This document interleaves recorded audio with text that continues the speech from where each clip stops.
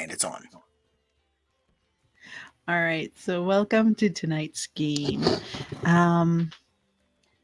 During the last game, just as a recap, we had Kag-Ro's big game at the Colosseum. That was also used as a way for the rest of the team to try and infiltrate and get more information about what's really going on in the city at the moment. A lot of things has appeared suspicious. Marla had gained information about the Storm of Galore, whatever that may be. People were trying to kidnap nobles due to odd embezzlement rumors. There's a fight with the Xanathar's Guild, the Zentarim, and now the potential of an Asmodeus cult growing in Waterdeep.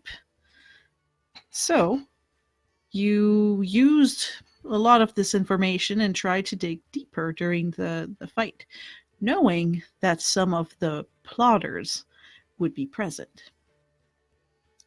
Hiding in the stadium, Marla got to talk to one of the organizers, one of the people in charge of the game, and more so the setup that was supposed to be there to replace the current fighter with Zentarim fighters.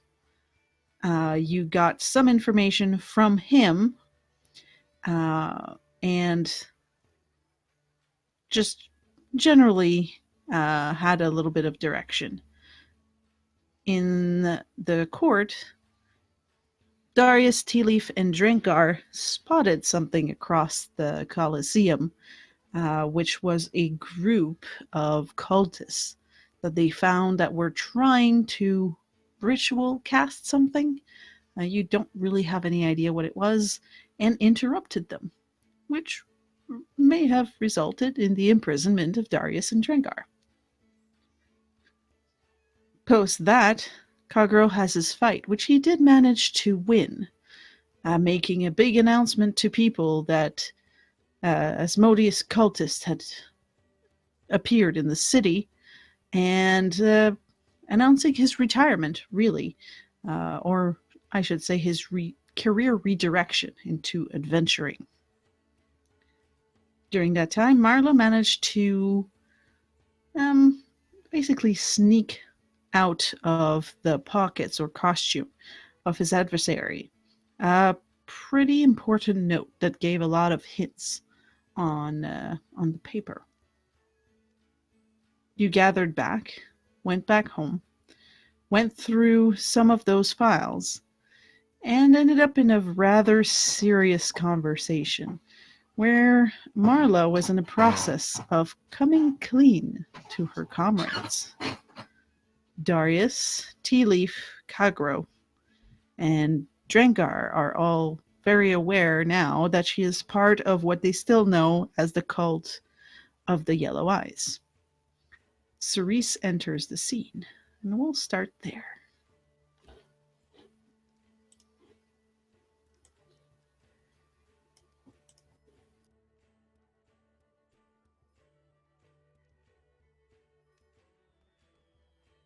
I guess that means I should say something.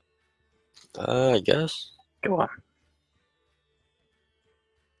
Alright, so, like I said, she'll come in the back door and come through the kitchen. Let me look.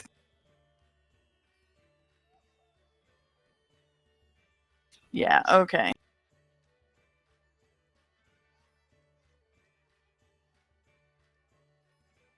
Oh, okay. If that's the way we're positioned, alright. Oh.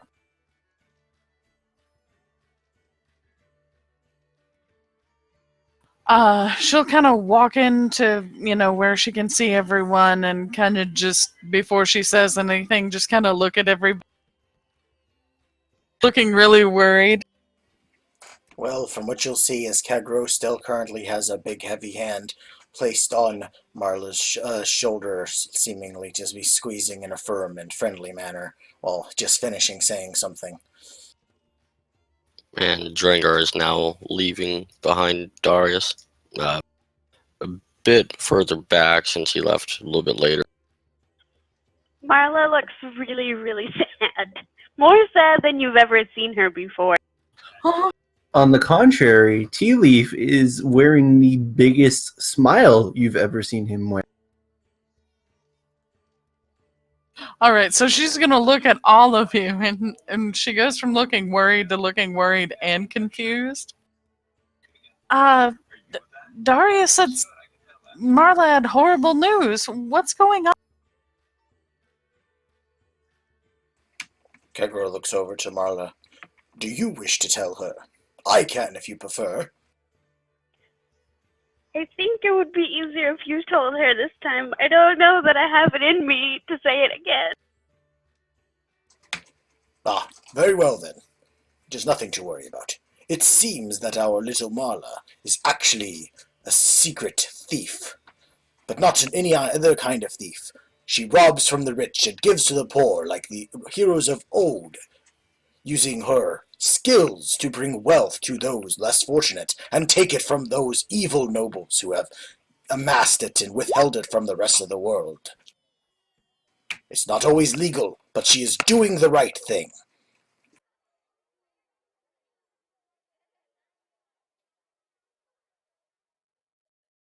Cerise is kind of silent for a moment and blinks a few times.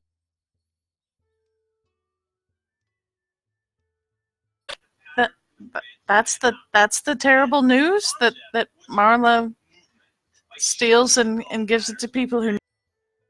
I was going to question Darius's wording of terrible to refer to this news, yes, but that is the news. Oh, yes, and she's also a member of the Yellow Eye Cult. Which is probably not even a cult. It's just a guilt. TeaLeaf comforts Marla.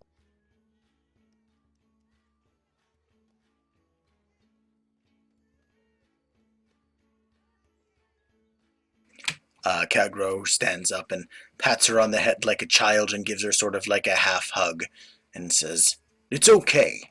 You can let it out. The truth, it sets us all free. But no, we are with you. I guess he didn't say terrible. He said grim, but he looked confused. I don't know. I guess I don't know half the time if Darius even likes us sometimes with the things that he. He was not receptive to the idea at all. Oh dear. I would not worry about Darius. He is an honorable man, and he seems to care greatly for his companions. When he thinks about it a bit, and perhaps with a little bit of our own discussion with him, and perhaps you'll see that his friends also support you, and he might rethink his perception. I do not think it is as bad as you think, however. I hope so. You're sure you've only stolen from people who deserved it?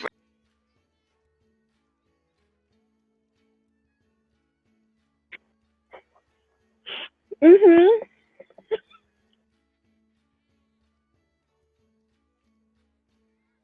Well, you know what Yondalla says on the matter, but it's certainly not as terrible as I was expecting when I ran in here, thinking her mother was dying or her brother lost his leg or. Oh, speaking of mothers, we're not That supposed to was tell hers. terrible. Yes, keep this between us. Oh goodness, no! I certainly wouldn't tell anything of the sort to Mrs. Peddleknickers. You think I'm?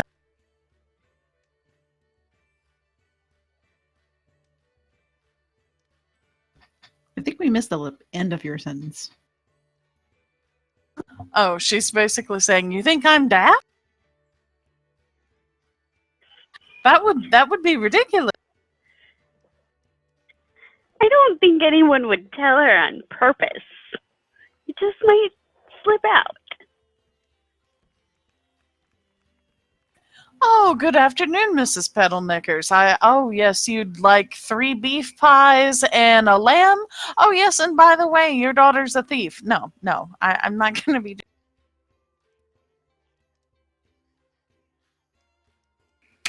It's much better if you spin it.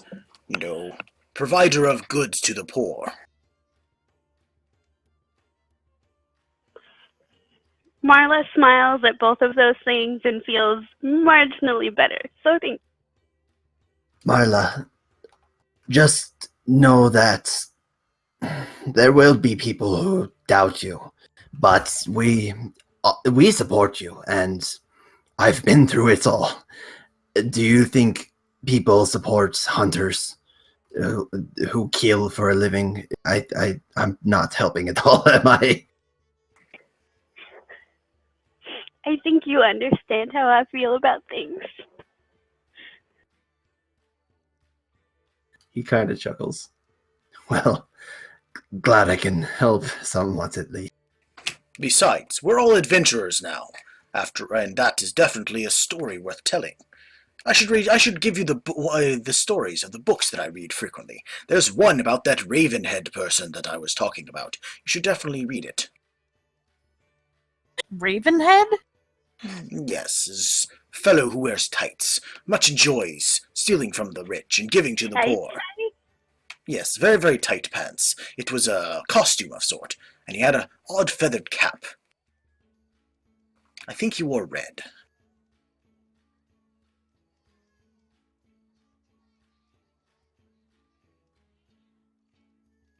I suppose humans do have strange names sometimes. They do. Say the women named Crustworthy and Peddleknickers, respectively.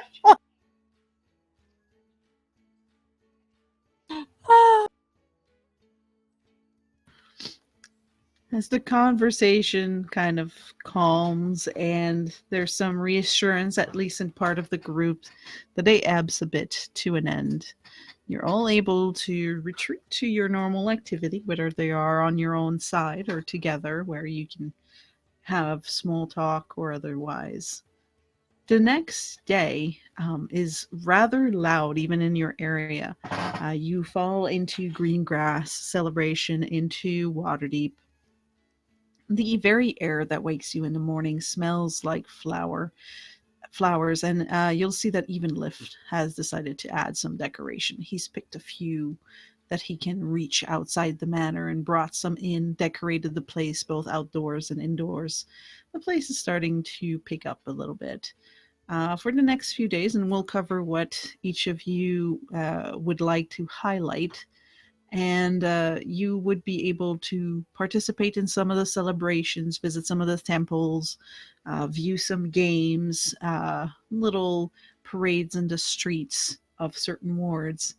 And then it calms back down and goes back to the humdrum as the heat picks up.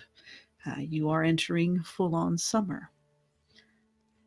People start to look for Cerise's pie shop, which you'll find has rebuilt very quickly into a rather dreary kind of warehouse, and it has a very small storefront for the size of the building that was built there, that just sells kind of knickknacks. The days go by. You're able to upgrade the tap room. The sign for the tavern / pie shop is ready for pickup. You have a few furniture you're able to get things in order with the guild as needed. And things just go on. Few people, you'll hear across town several rumors of what happened at the Colosseum. People are definitely talking, and it's made people rather lively with something juicy to talk about. Is there anything that during the next few days you would like to highlight for your character? whether, again, alone or together. I was to sort of refill my ingredient pouch for my wrist. Okay, those are very complicated to get. You would have to have been gone for those few days, and I will require 3 survival rolls to see what you get. Gotcha.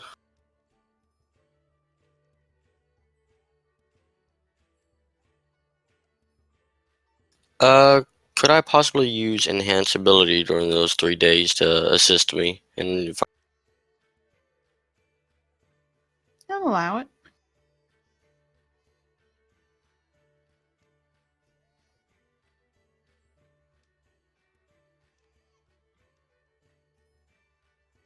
so 21, 11, 21.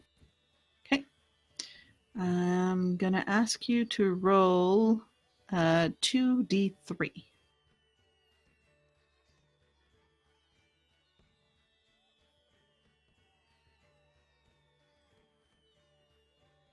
Give me a second. You find enough ingredients to do 1 grove protection ritual as well as 1 cleansing. You do not find enough for your protection spells. You always have the options of purchasing instead using some gold, though most of it is fairly expensive. Um, I'll refrain for now. Okay.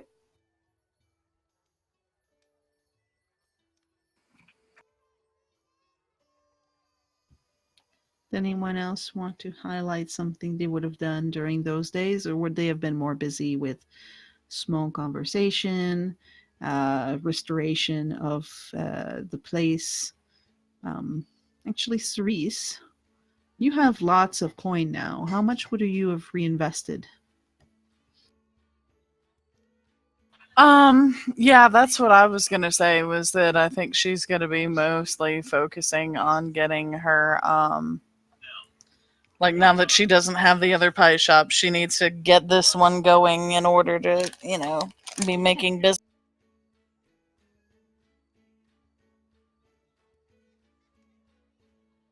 Although I guess I do have 1,300 gold.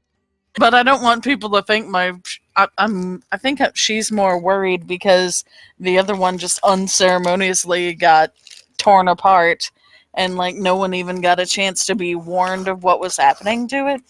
So she's going to be like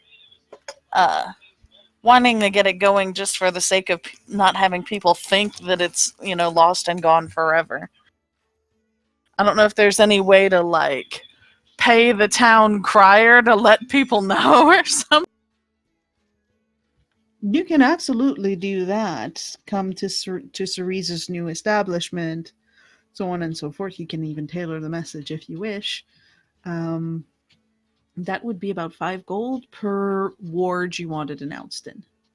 Alrighty. How many wards are there? I don't remember. By number, the main ones, I'd say there's 5. You can go for 6 if you want to go in the really seedy areas. No, I don't need any seedy notifications or whatever. Yeah, I think I will. Yeah, I'll go ahead and have it. Well, yeah, I'll go ahead and have it announced just in the main 5, not the seediest. So that would be 25 gold. So not really making a dent. All right. The reinvestment was more if you wanted to improve, because though Kag-Ro can help fix some of the things, as you know, the Waterdeep guilds are rather strict with certain things. So if you wanted to reinstall windows and actually put glass there instead of like those big open spaces that let all the flies in, fix the roof, and a few other basic things like that that's more on the outside. Those would be payments you'd have to make to guilds.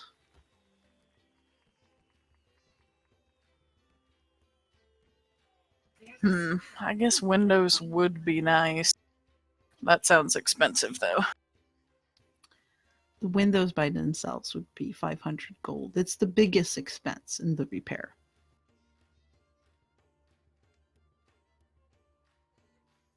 Does that include the labor? Because as I recall, we were still going to try to get some halfling labor. Unless can't we have did use that. halfling labor. Yes. Or that's right. You said you can't do it yourself because the guilds get pissed. That's right. Unless Yep. maybe if you go to the Glass Cutters Guild. All right. Yeah. I guess she'll pay for windows then, because it's hard to have a nice business and have people eating your pies if there's, flies coming in and sitting on the pies all day. That's nasty. Only the lizard folks like it. Right? Extra snack on top. Garnish. Delicious. Feels like home.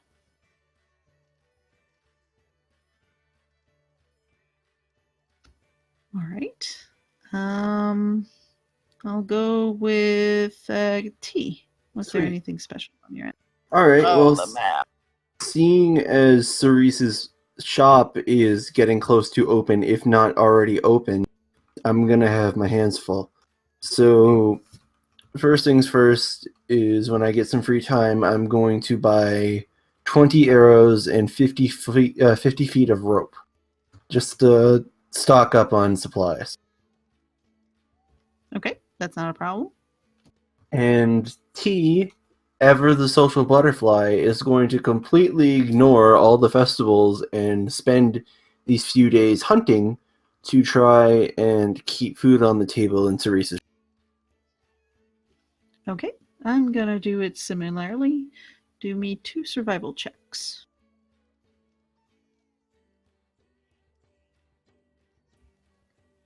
Your first day, you come with a rather, like the first little bits of your hunt, you come with rather simple, not necessarily grandiose, but you don't come back empty-handed.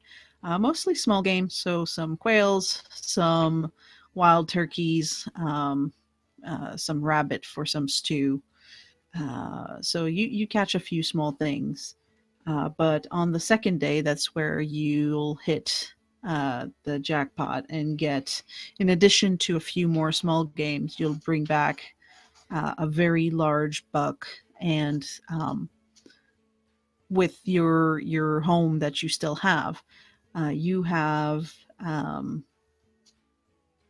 time to clean it, prep it, and it's well stored into the pantry, which means, Cerise, you have enough meat both to cook non-pie dinners, if that ever is the case, and you can make meat pies for basically your entire street without being close to running out, and all of it is very good quality.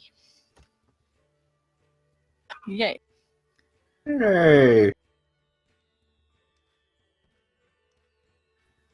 Given, Cerise, that you are the cook and kind of the manager of the tap room / pie shop, I'm going to ask you to put that in your out of inventory goods. TeaLeaf, I'm assuming you take some of those to also get yourself some rations. Yeah. To make it simple, I'd say that's easily 10 days worth of rations that you can have. And Cerise, you have about 2 weeks worth of good fresh meat and a month worth of dried meats.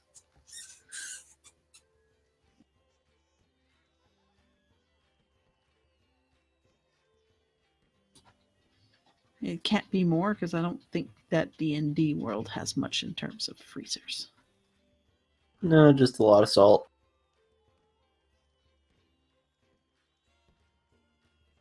I think I'm done then. I'm just keeping the shop afloat and buying more. Kag-Ro, anything special you wanted to add for your next few days? Kag-Ro will spend the next few days, one, advertising the pie shop with his currently bolstered fame, and trying to bring them into the new tap room, including pointing out the fact that it's the same owner as the once great Cerise's Pie Shop. On top of that, but he will also be spending his time mostly schmoozing with people. He's going to go to the Yawning Portal and sort of hang out with the adventurers and try to get tips and tricks and hints, and he'll give them plenty of praise and tell and respond greatly to their stories so that they are more accommodating to speaking to him.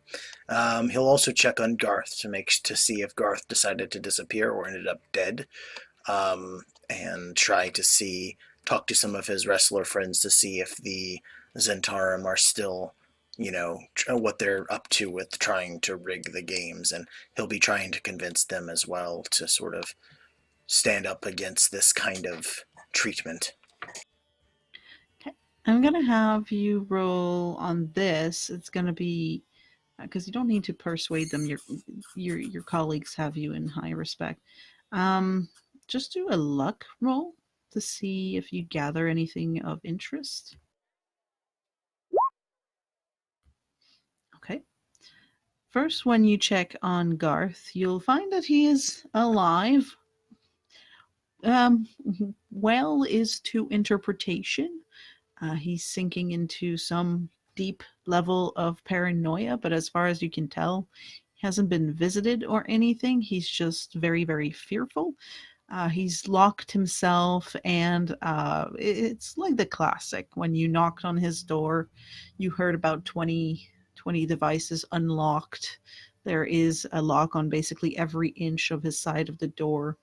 And you see there's flyers and addresses of all kinds of charm people, vendors, of trap vendors, all these kind of merchant things that he could use to booby and protect his office and where he sleeps. He looks like a mess, looks like he hasn't showered in a few days, and basically has drunk too much coffee for a person of his size. But you get the sense that he may be taking this to a level that's not necessary. But given what you had viewed during your encounter with him,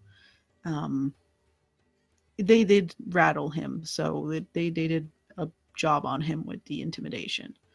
From your colleagues, you gather that the business is still going as per usual at the Colosseum.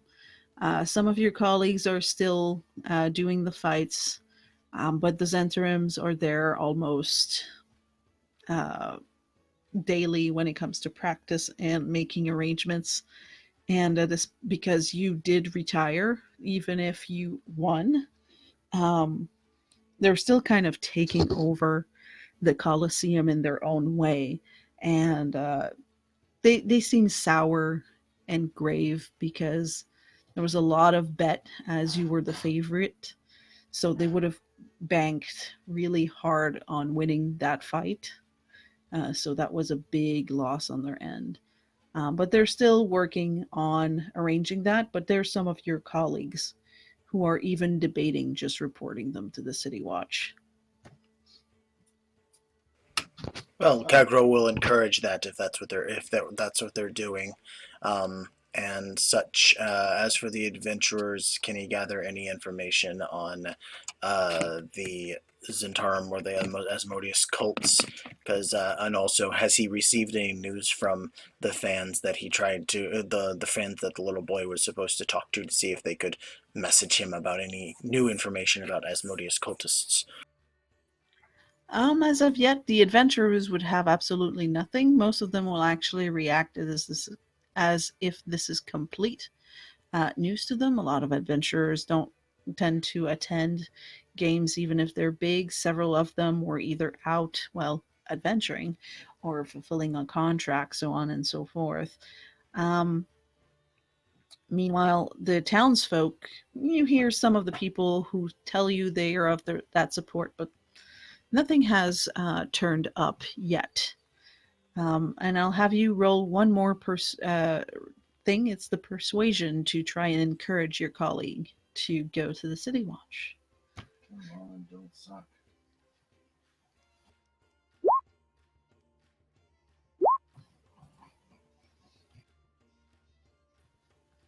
All right. He seems still pretty undecided and told you when you left that he'd think about it some more. But he was waiting to see what the next few days was going to bring. Now I'll hop to the next group, but I'll do the two of you together because I have a small question with Marla and Darius.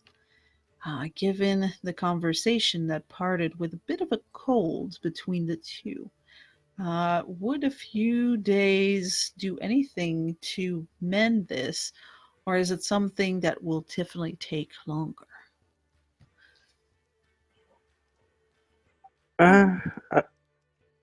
You first. I was just gonna say that I would be not forcing the issue and waiting for Darius to come around, and going about my own business in the meantime. After a few days of silence, Darius would, I guess it depends on if everyone's together or if, he would approach Marla on the topic.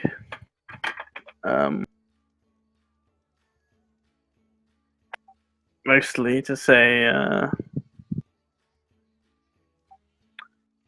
after giving it a long thought and prayer, I have decided that regardless of your current situation with the law, that I don't know enough about the surface world or its workings to pass true judgment on your actions. And so I shall not hold what you've done or in the past against you. How gracious. Yes, you're very welcome. I'm not so forgiving on most surface dwellers, but I know you to be a good half person. That's a halfling, not a half person. Whole person, halfling. I see. Well, what are you half of then? I'm half the size of a person. I'm not half of anything. Ah, yes, of course, I see. Why we Although, measure height by humans, I have no idea. They are strangely tall. Aren't you also strangely tall? He's only 5 feet tall.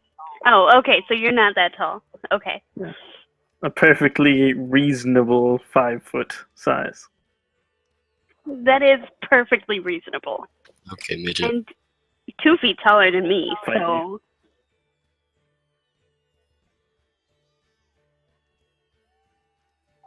Well, I do hope that this won't lead to any tensions in our friendship in the future. That depends on how harshly you judge me, but we shall see.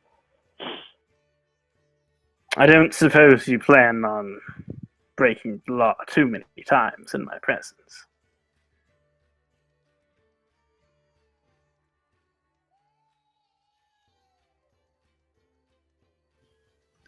All right, so there was a small, somewhat tense conversation to do the first step in bridging that gap.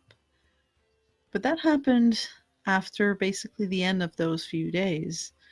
in the early times. Marla, was there anything you would have done on your end?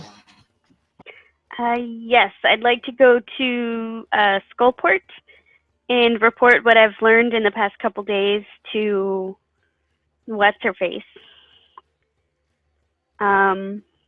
Basically, just tell her that Krenz informed me of the Zentarum, and we found the Zentarum in the sewer, and they appeared to have killed all of our people. And also, there were demons. And then I would tell her that Seth was the one leading the bets at the Coliseum, and so if they wanted to stop that, they should talk to him. And I think that's everything, because I still haven't found the Stone of Galore. And This was very useful information that they'll keep on setting and searching for the Zentarum, given now they have a pretty good idea of their outposts of operations. That will earn you and from the Zenithar, that's a generous pay for information, a 30 gold. all right. And then I'd also like to search for like a low-level job to do, because I'm feeling rather antsy and cooped up. So I would want to do something, but nothing too big, because friends are not friendly. Oh, okay.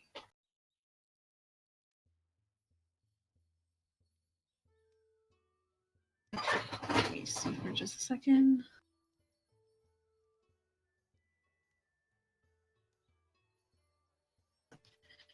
You would have several little bounties that you could pick up. They have the equivalent of a tavern bounty walls, but instead of fighting monsters, they are either item to swap or general categories of things that the guild would need you to acquire for them.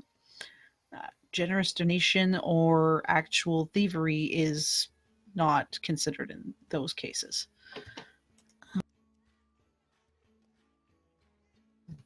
So in the cases of what they wish for goods, they'd be looking at, hold on. Oh yes, there's symbolic jewelry that one of the temple gave around green grass. So if any piece of jewelry like that would earn you a gold. If not, right now they're actually looking for cookware. So anything in those domains can assist for them. If you want to do those jobs, it's going to be a simple roll to see if you do them or not, assuming you do it in the way that is not following the law.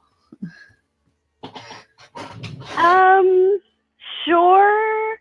I don't imagine that this is one that's going to pay exceptionally well, more than what I would pay for cookware. So, yeah, I will try that one.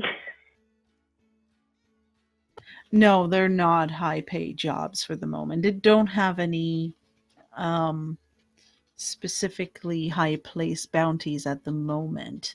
But you could just, if you're going for the cookware, you can just roll for a stealth plus a slay of hand to see if you manage to get to snag it from a few like street merchants, shops, and so on. Yeah, with that you manage to get away with enough. Slay of hand 14. I'd say 2 gold worth of it when you turn it back into your fence. I'm sorry, say that again. I was catching up in the chat. Sorry. With those rolls, you don't get caught, and with a 14 slay of hand, you have enough to turn to your fence that earns you 2 golds. Okay.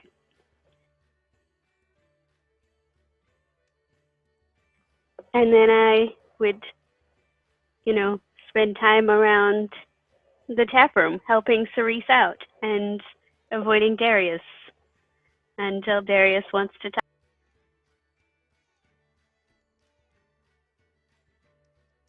All right. Darius, on your end for the days prior to talking to Marla, was there anything you wanted to highlight? Prior to talking to her, not particularly. He spent a lot of time in his room in that time. Okay. Which isn't to say he didn't come out, but So, like prayer, contemplation, and as I said, normal work to reestablish the tap rooms, start the pie shop going, so on and so yes. forth.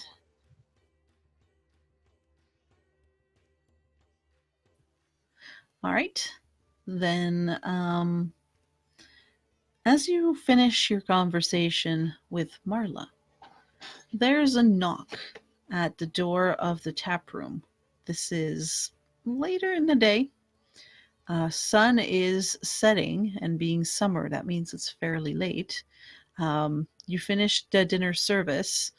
You don't have enough alcohol yet to really open it fully as a tap room option.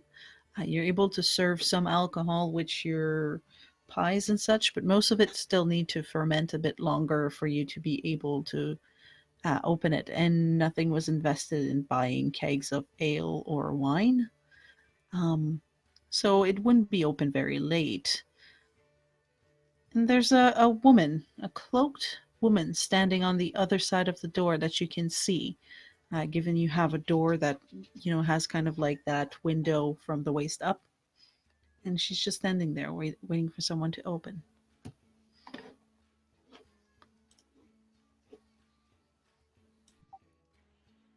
Hello?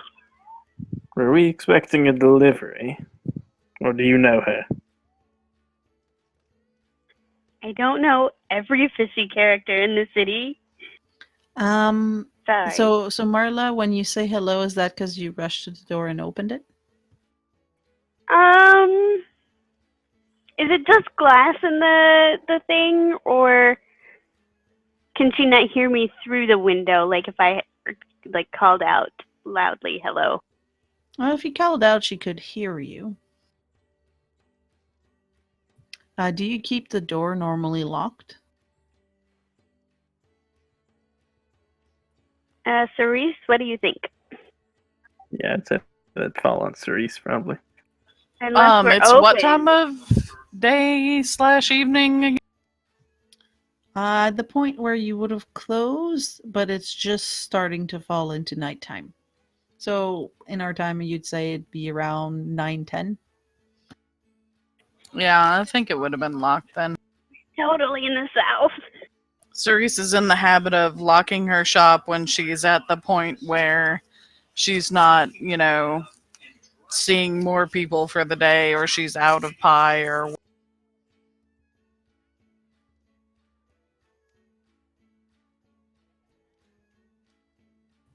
So the question still is, as you yell hello, are you going to open, or are you waiting for her to answer through the door? I'm waiting for her to answer through the door. yeah, if we've been doing business, I'll be like, we're closing up for the. I've been told that I can find Darius here. Darius, if given you finished this conversation recently with Marla, would be in the tap room, you recognize the voice. This is one of the contacts you've been working with on your holy quest. She is a priestess. Oh, I know that voice. Open the door. Let her in. I need to speak with her. Oh, so it's your fishy person. Yeah, Cerise just kind of Holy gawks wow. at him. The only fishy one here is me. So as you let her in, she lets her hood down, and you see, so there's these light brown hair that falls to her shoulders. There's a little bit of gray strands in them. very visible are the pointy ears that hold them in place, and she has these piercing green eyes that looks about slight wrinkles under her eyes. You'd give her, if she was a human, maybe 40 years old. She just looks at you with some light that you can see in her eyes. She seems excited and very happy, and starts to go on. I have very good news. I finally met with the Black Staff. She may be able to assist you. That's marvelous. What did she say exactly? How might she assist? Well, you see, that's about as much details as I've gotten. She doesn't help just anyone who requested. The line will never end. She needs people who can help her in return. For you to get an audience with her, you would have to be standing with her. She said that, given the circumstances, what has been heard, what has been done, rumors that have made ways to her ears, I'm permitted to give you this. And she gives you a kind of brooch. And this brooch. And as she gives you this, it has, it's all silvered, and it's a symbol of a staff with what seems to be a little cloud on it underneath. There's a pin, so you could like pin it on your clothes or on something else. And then adds on, you've been invited to join the Grey Hands. That's wonderful news, but what are the Grey Hands? The Grey Hands is a group that serves the Black Staff into finding problems for the city and helping her keep order, especially when it comes to rogue wizards, magical creatures, possible spells that went wrong. Those actually happen more frequently than people think. Protection spells gone awry, exploding kitchens and such. And then if you gain enough favor with her, you are upgraded and promoted to Force Grey. Force Grey are elite troops, and part of her elite groups are able to ask favors of her. I see. Well, I suppose up here it is always something in return, is it not? It's a step in the right direction, at very least. And as things have been going, there's been no end to troubles in this city, it would seem. So I imagine I'll be able to find enough in due time. Good. I'm glad you're accepting. And she places the symbol in your hand and then pulls out a rolled up scroll. This would be your first mission for the lady. Will you accept it? And she extends the scroll to you. He'll hesitate a very brief moment and say, before taking it and saying, yes, of course. If it is to be my duty from here on out, then I shall follow it to the letter.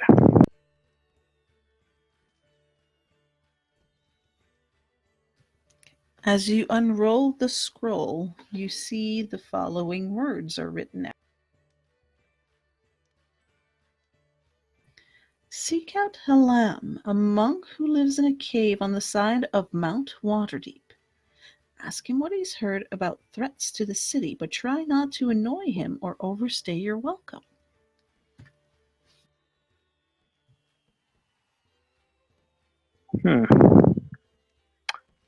Strange task, but very well. I shall see this done. And once it is, who do I report to? With your signet, you'll be let in to the base of the Blackstaff Tower. Simply ask the gods, and they'll point you in the right direction. He'll nod and say, "Thank you very much for this. You've been a most invaluable asset here, comrade."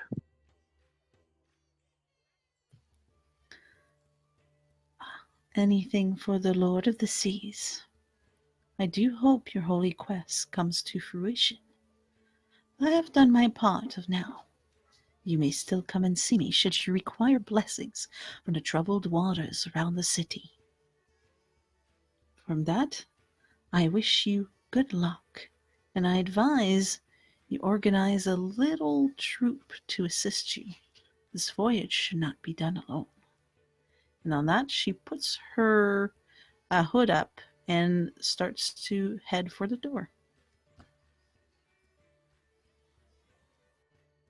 Persana keep you, Lady Karim. And deep Sashelas keep you safe. And then she walks out.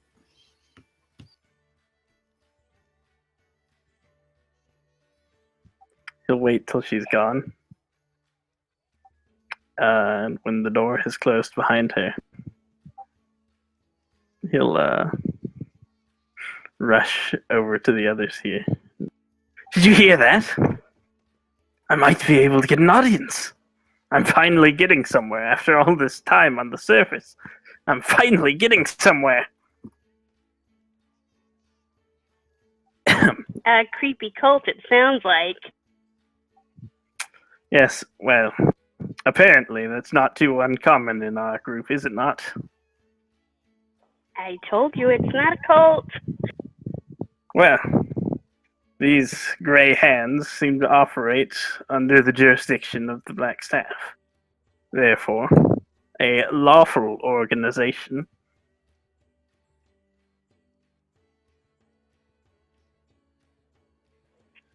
Listen, I'm in a guild just like everybody else. An uncharted one that takes things from people. Yes? That's not all they do. I can't understand your reasoning, but I do not question it either. What I'm doing here, it has a greater purpose.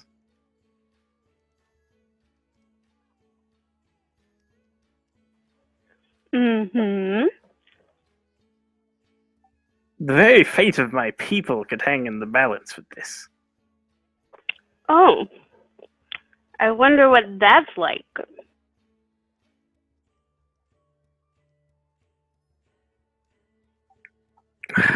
I'm sure you never could. All of you surface dwellers are all fractured and disparate.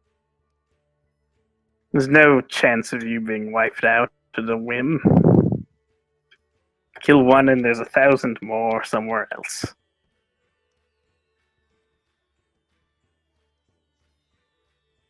Not that I would kill surface dwellers needlessly.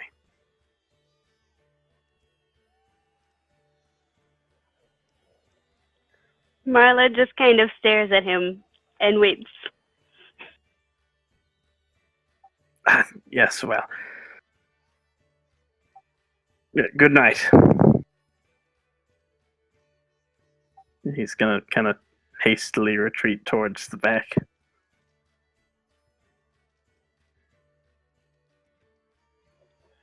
Since she was inside and we were by the door, we heard everything she said, right? Yes, everyone that was in the tap She room wasn't being heard quiet, that clearly. Including the part where she said that he needed to recruit people to help him. Yep. Okay.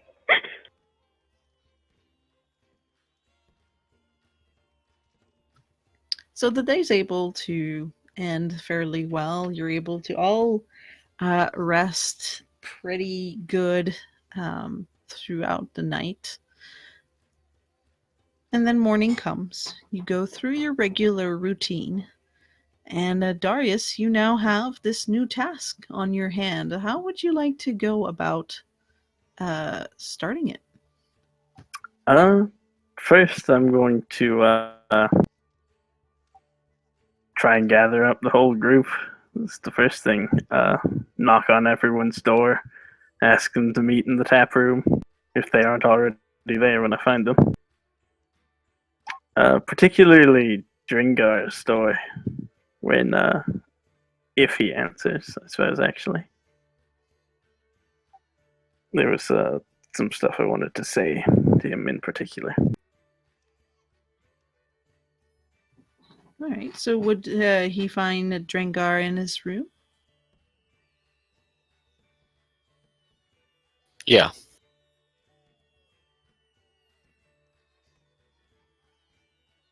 Did you just knock on my door?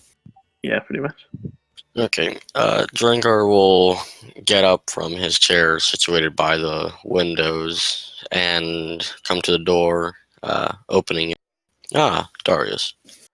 Drengarr, I have excellent news. Your dreams, they seem to have been about Persana, yes? Yes. Well, and he'll hold up the scroll that he was given. I am finally getting somewhere in my quest to find Persana. This, Ah. it's a task from the Black Staff. If I can complete enough of them, I might be granted an audience with her. And if I can do that, well, I might be able to have an expedition funded. I need. I see.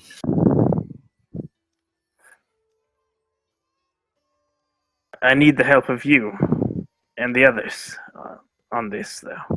I can't do it alone. I am willing to help, depending on what it is, of course. It's simply to find a monk who lives outside of Waterdeep and question him some. It should be a simple task, I imagine. Hopefully so. The sooner we can figure out the mystery behind Persana and the Deep, the more I can have a nice rest. Aye, indeed. The sooner we all can. Well, at least the two of us. Yes. When do you prepare to leave? I was just about to bring this news to the others. From there, we will decide. I see. This is good tidings. I have had a dream last night. The spirits are becoming more likely to assist me. It seems I am favored in some aspect. And I'll summon my little healing spirit as a sort of sewing. Look, this one. And it's a very small bear. Very grisly and whatnot. I'm not sure what to name it. However, with the spirit's tidings, we will venture forth much more prepared. Ah, strange. It's some sort of little land mammal. Yes, a bear. A great and powerful animal. Oh. I can tell. It looks very powerful. Mm-hmm. How tall is it exactly, did you say? It's really small. Like maybe half a foot, so like 6 inches by about that much. It's not really giant at all. He kind of keeps smiling and nodding, but you can tell he might think you're kind of crazy. Well, this isn't the full height of one. They're actually quite large, out towering even me. Well, Maybe not a Goliath such as Kag-Ro, but who knows? let us hope it gets bigger then. Oh, this one will not. It is merely to heal. Ah, I see. Well, I won't pretend to understand, but I expect you would know better than I on this matter. In due time. Come, friend, if you're ready. Yes. And with that, I will head back to the others.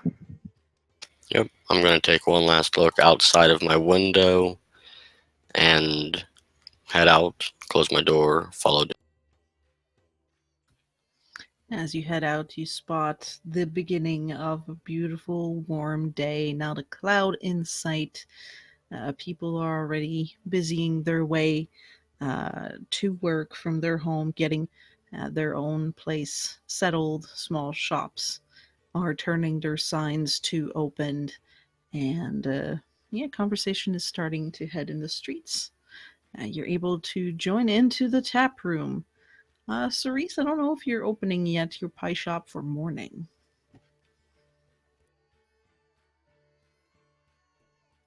It's about what time of day? I'm sorry. I know you said morning, but like later in the morning or?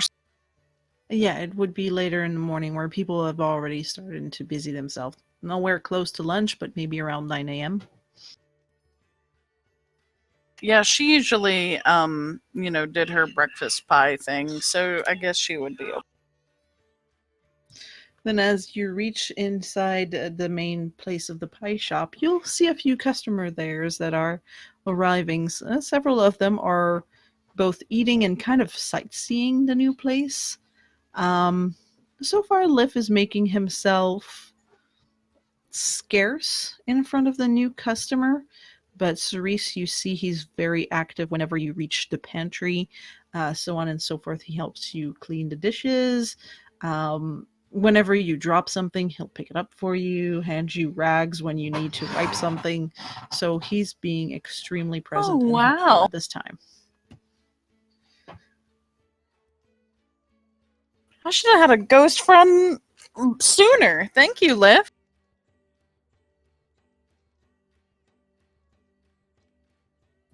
Well, he doesn't really say anything back. That's fine. It's still nice to thank people. Yep. And that's about when Drengarr and Darius join in. Right.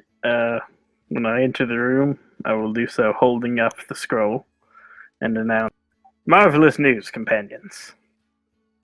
I have a task for us, presented by the Black Staff herself."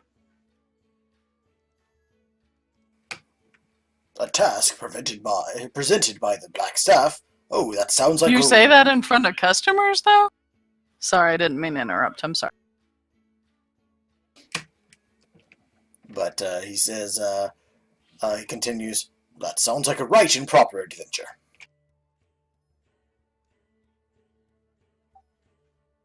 Well, I can't say for certain, but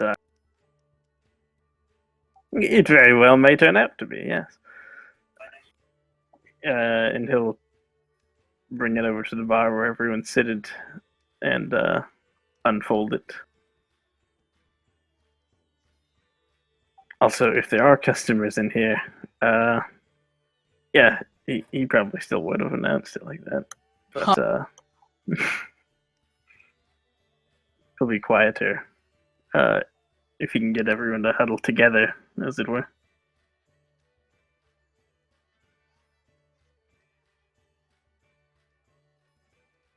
Right, so, as you can see, we need to seek out a monk that lives in the mountains near Waterdeep.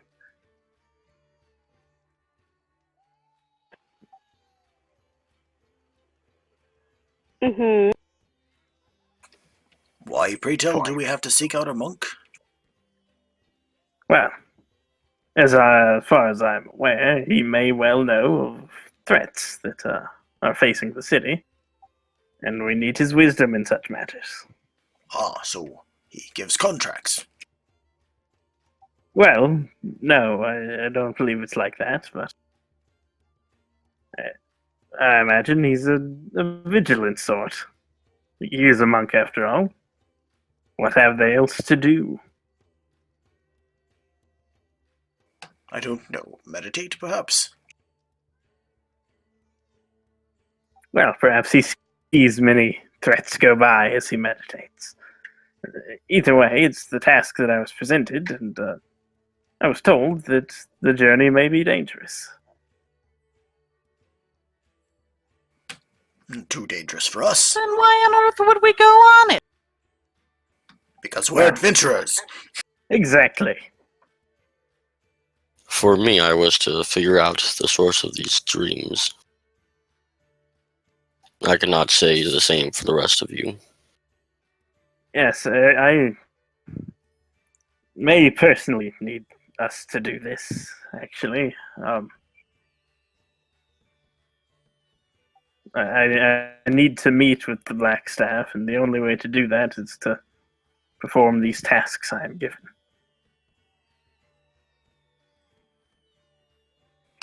Well, to be quite honest with you, I don't exactly have a lot on my plate these days. Now that I'm retired, I've been trying to find something to do. That sounds like quite a set ready for me. I don't know about anyone else, but I'll certainly go with you. Thank you, Kag-Ro. I am most appreciative. Oh, yeah, there couldn't possibly be anything to do around here, she says, looking at a stack of dirty plates some customers left. If Well- you're worried about that, find employees. You are, what, a business owner? I'm an employee, Drengarr. I thought that I had employees. I don't recall being paid for this. You live here. We are pseudo-investors, and we should probably help. Well, I've been doing publicity for you. Sending out the word, sending in customers, that's most of the job that I've been doing. I mean, what else am I to do? My big, Well- clumsy hands would end up breaking more dishes than anything. I would be more than happy to help around here. However, I think this takes a little bit more, well, it's a bit more of an immediate problem. Immediate. Darius. Okay. She just stares at him.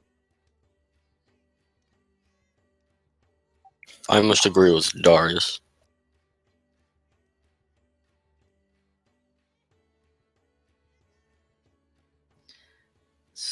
So, is the group splitting? No, we just haven't agreed to go yet.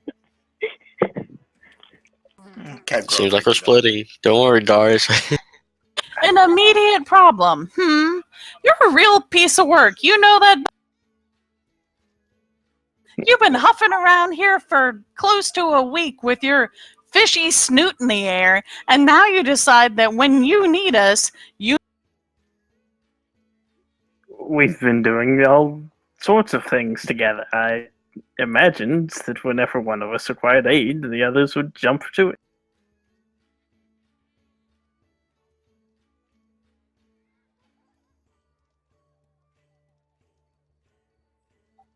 If you don't wish to aid me in this, then I'll do it myself. I could always pay, of course. Whatever might be lost in shutting down the tap house for some time, I would reimburse. And That's not the point. then what, pray tell, is?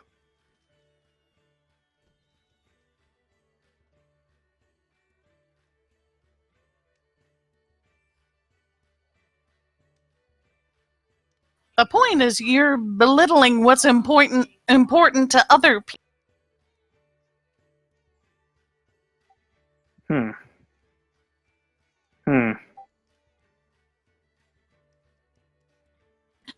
Don't make fun of me. I have candy in my mouth.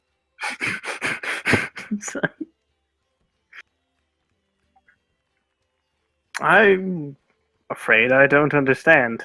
What is important to the rest of you? Surely I haven't simply belittled what was important to Kag-Ro, yes? He was more than eager. No, not as far as I'm saying. I think she might be speaking about Marla, however. You've been rather dismissive of her since the reveal of, which we do not talk about in public. Well, yes, but that is because of the reasons that we do not talk about it in public. I have agreed to put aside my own feelings on the matter and admit that I might not understand fully.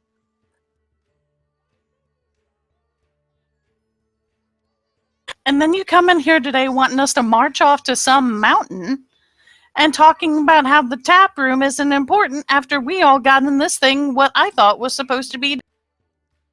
No, it is of course important. But a lot more is at stake than just the tap house. I mean, to be fair, we do still have this whole mess with the Asmodeus cult. Getting a little bit of information from this higher-ups might help. I mean, after all, the guard is hardly useful in such things.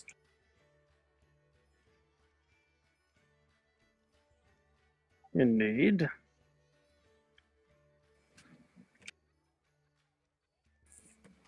Although, about how much does it cost to hire on extra staff to take care of the pie shop when the owners are away? Yes, you have many of your half-man cousins, yes? I'm sure they would work cheaply.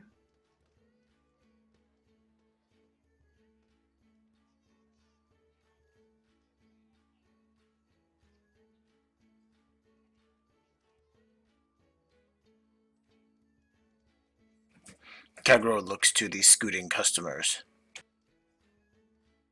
and just kind of stares at them silently for a moment.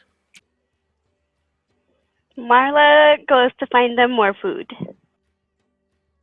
Cerise gets a big blush on her face and goes back into the kitchen, like after looking at the customer.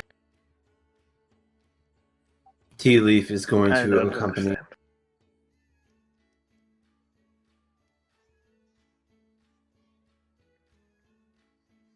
Darius will look to both Kag-Ro and Drengarr and say, I don't... Did I say something wrong? It is an issue of perspective. You two have different things you consider important. For her, this business, and you, it is Persana and your people. It is more immediate for her that the importance leads to the tap room in this building and her business. Well, I offered to reimburse her. And It isn't just that. And she did most recently lose her pie shop to strange and nefarious folks. I suppose she's trying to get the business started up and running things well. I suppose that's true, but weren't we going to look into that as well? Well, we were going to, but it seems we got distracted with all the publicity and relaxation and other such things. As far as we know, this place just opened. Maybe we should should simply purchase some staff. Yes. That is what I agree. Purchase staff? Oh, well, you do pay them, yes? Yes, but you don't own them. You don't? No. Well, I didn't say No. purchase some slaves, I said purchase some staff.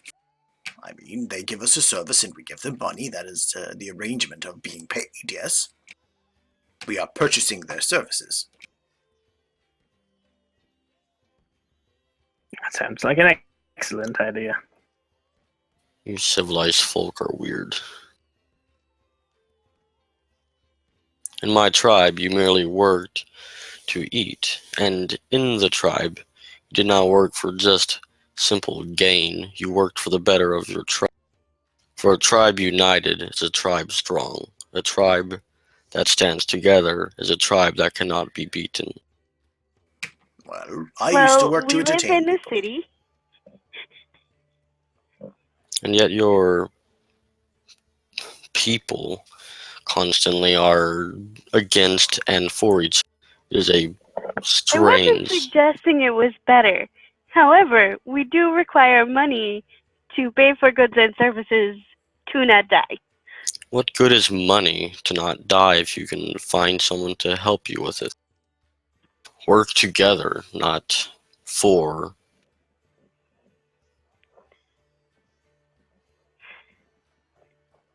Does D&D have capitalism?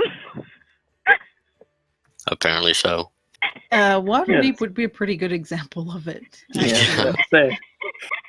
How do I explain capitalism in D&D?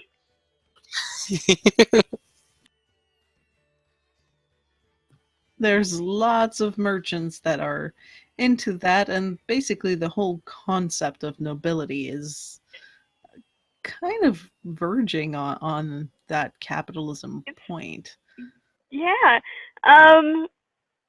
So Waterdeep has laws that prevent you from doing certain things if you are not part of a guild, and some of those things are food and good and need procurement type services, such as building your own home.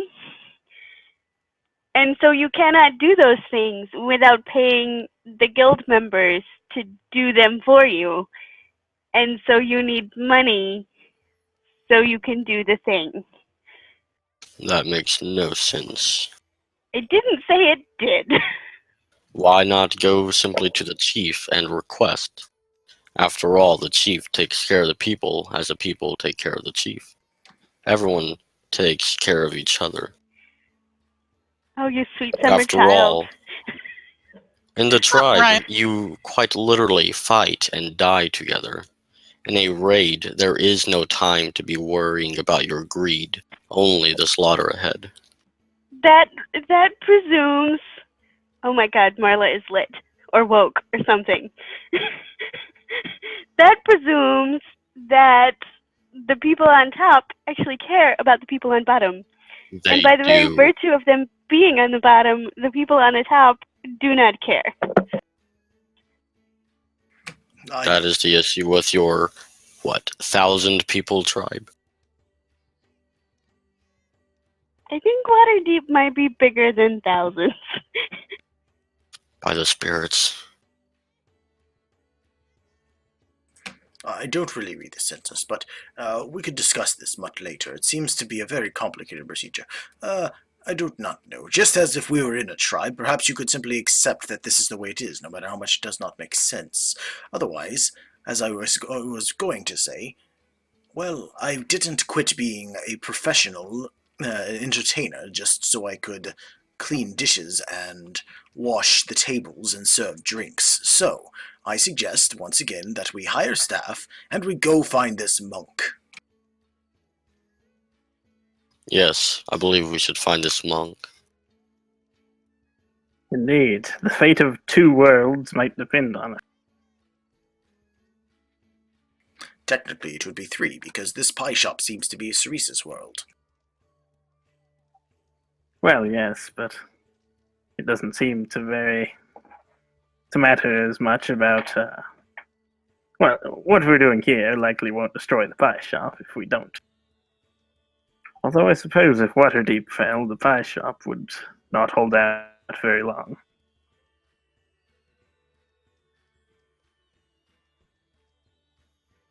Well, then I suppose we have to figure out how to convince Cerise to go. I mean, this place is very important, but if what you say is true, it is something that we must find more information. I mean, we've got, perhaps your Blackstaff meeting can also bring us information about these cultists, not just your persona person, demons, things. The things that are going on in the deep. Demons? You said Might something I about recommend apologize to her for calling her a half person and then asking nicely? I still don't understand this halfling thing. But very Half- well. Well, you see, I am a half person, half orc, half human. She is all of a halfling, their name being given for their height in comparison to human. Yes, she is half of a person, therefore a half person. No. A half person would imply that How do that is you not feel a about person. being called a big folk?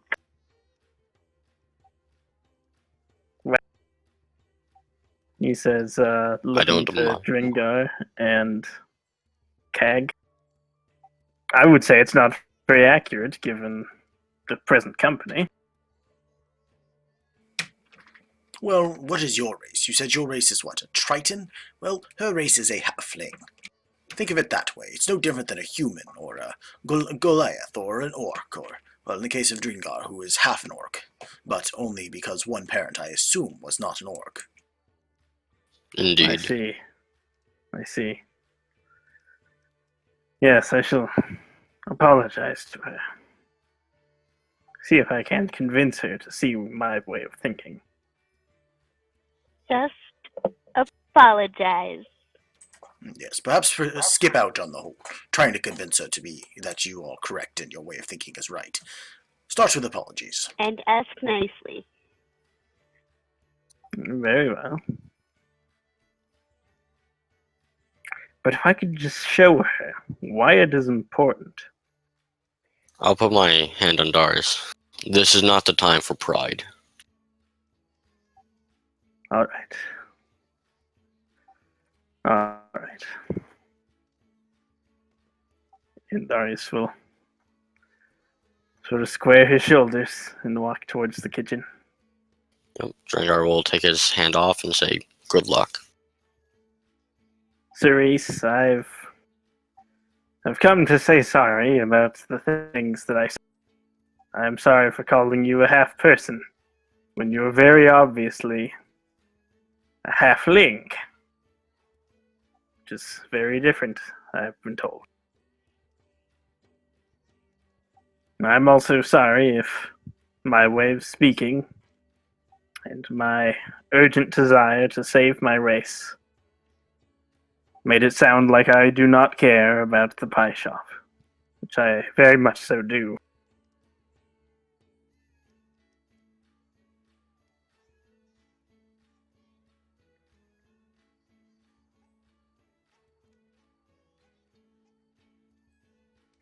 And I'm willing Go ahead. to do whatever you think is best, both for the group and for our shop. Or your shop, if you prefer.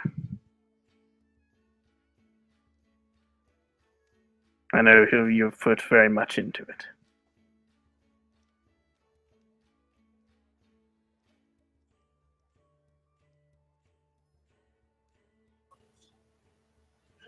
Thank you.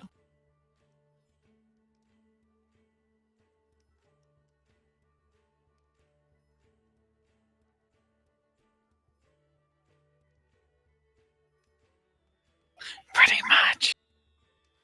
Well, that is that then. All right. Uh-oh.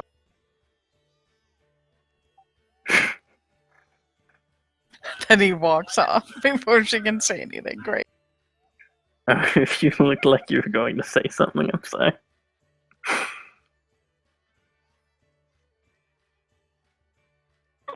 Me? Because I just accidentally hit the button when I left. Oh no, Cerise. I mean, if you're walking off before she can, then oh well.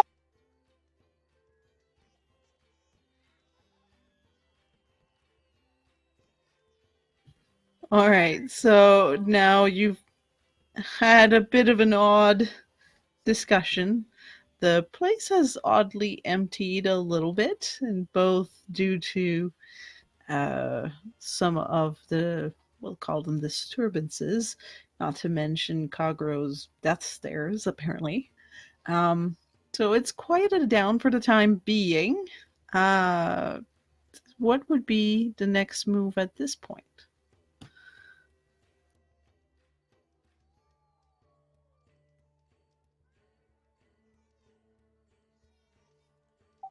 Well, obviously, I need to give Cerise some time to think and meditate on what she has heard. So what are we supposed to do when we find this guy in the mountain? And what do the rest of us get out of it? It won't involve murder, will it? No, gods no. We simply need to ask him if he's seen any threats to Waterdeep in his time. It does specify not to overstay our welcome, though. So be quick, be efficient, and leave. I take it. I suppose I can do that.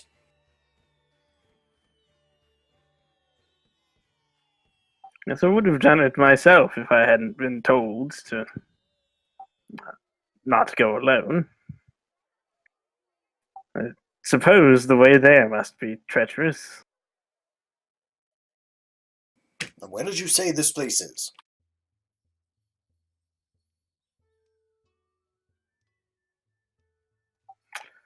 It says,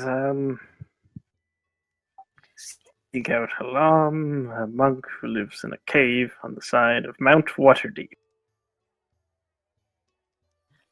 You would know that Mount Waterdeep is actually not that far from the Colosseum. There's a very large mountain that's spring. It's kind of on the edge of the seaward, and one part of it faces the ocean, the other faces inward to the city, and it peaks up very high. The mountain is very notable. It's a very big point of sightseeing for all tourists. Waterdevian knows it very well. There's a giant crumbled statue on top of it, and there tends to be the Griffin Towers there, so a lot of the Griffin Riders, which are people who surveys the streets of Waterdeep through the air, are based there. But that's the only walking path, and nobody's allowed to go to the Griffins. The cave that is mentioned in the letter, I'm actually going to ask anyone who's attending to do a history check, as long as they are residents of Waterdeep. So Marla, Kag-Ro could do this. T could as well, because he hunts. I'm in the other room, though. Should I roll anyway? You would have heard it from her when she was in the door, so whether you share it with them now or later would just be where it comes, but you don't. Okay, Kag-Ro, which you're 9, you're the one who heard through the yawning portal on a couple of occasions that there's supposed to be a cave pretty high up on the northern side of the mountain. It's only accessible by climbing. Where to start or any specific directions for that, you really have no idea. I think I know what cave you're talking about. There's this cave that you have to climb up to get up there. There's no other way. I don't imagine the tourists are very common to be going up there. Might be what they mean by danger. Suppose that means that if we are going to go find this monk, we will first have to purchase some climbing equipment. Perhaps some pitons and a grappling hook.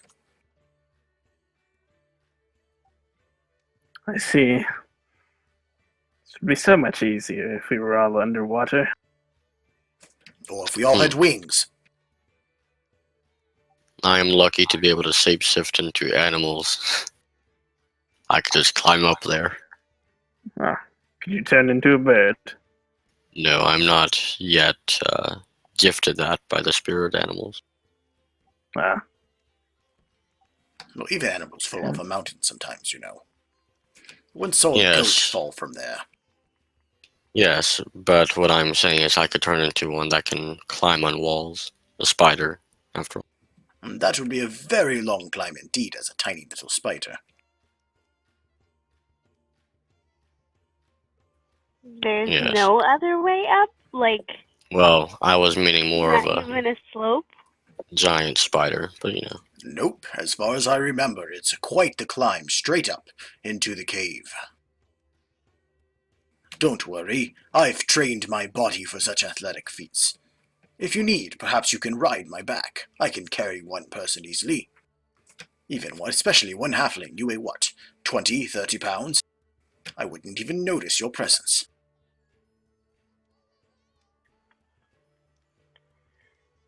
Mm,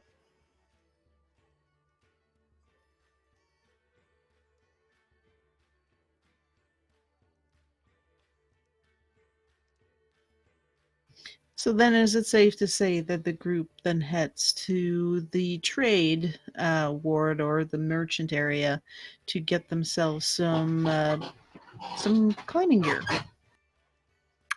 I imagine for the four of us at least. T is probably going to end up joining you. He just begrudgingly. But what if we don't climb straight up the mountain and we go another way? But there is no other way. But there is. You know As how, in, you know how to Sorry? climb into a cave that's on the side of the mountain that can only be reached by not climbing up? Yes? Is it one of those sneaky thief things? Not just thieves. Some not thieves also use it. encouraging. Go on. You'll like this, Darius. It's on the coast. Oh, marvelous. It's been much too dry here.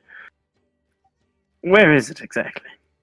What is it you're talking about? Is there some tunnel through the mountain?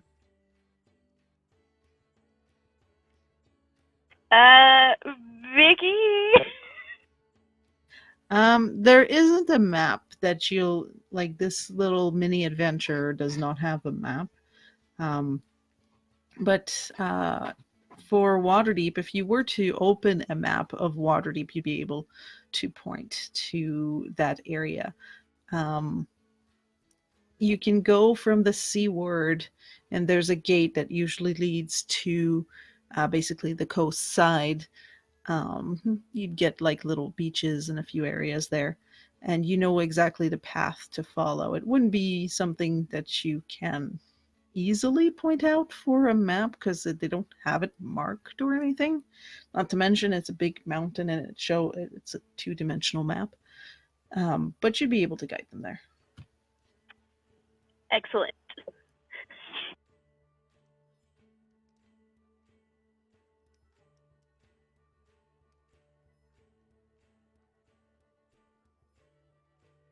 So I take you're nixing the climbing gear?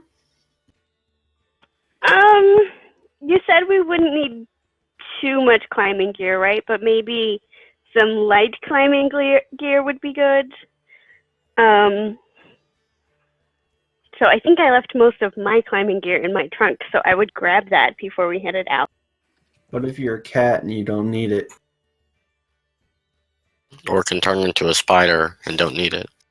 I believe that cats have advantage on climbing, but not perfect climbing. Yes, they have a climbing speed of 20 feet, but I'm pretty sure they still just have advantage on the athletics checks required for it. As for spiders, they have spider climb, which does allow them to do it. Get in my level. The point is, I don't think it's worth buying climbing gear for me.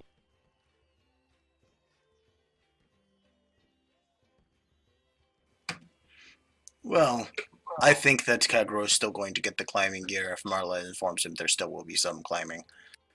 because though he is physically fit and strong, he's also not a fool.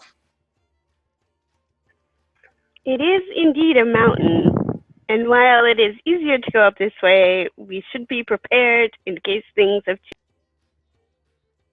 I agree. Those of us born without natural climbing equipment or the versed in the powers of magic would likely still be best to bring some along.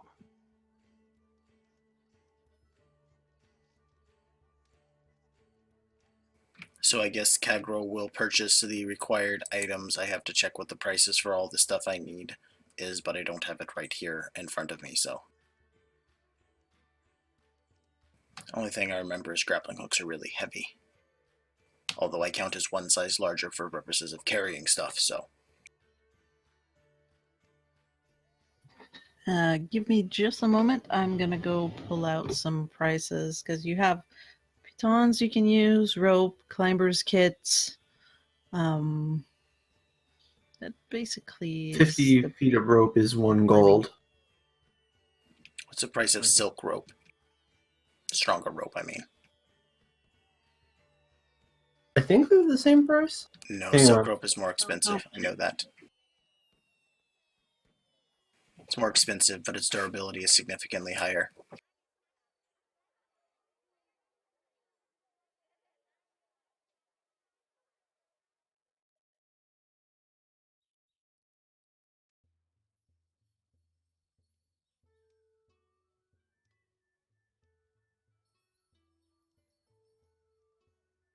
Whew. Okay, so here are a few prices.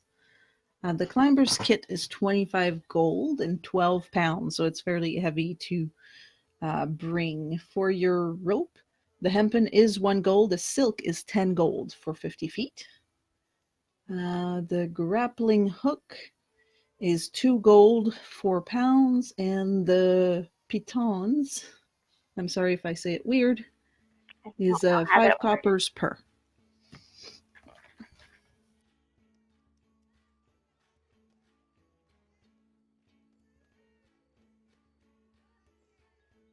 Is Cerise saying that where we can hear it, or are you just talking to yourself? Talking to T, I thought. Oh, I was just saying Oh. that I also don't know how to pronounce the word piton, whatever it is. Paytones. Is 50 feet of silk rope sufficient for climbing tall mountains? Well, if it's like climbing, it would be. If you were like doing a vertical ascension, no. I also have 50 feet of rope on me. As do I.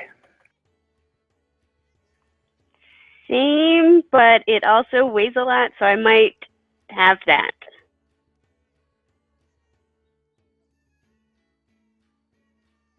I do not know exactly how it works, but because I count as one size bigger for purposes of carrying, I can offer to carry stuff.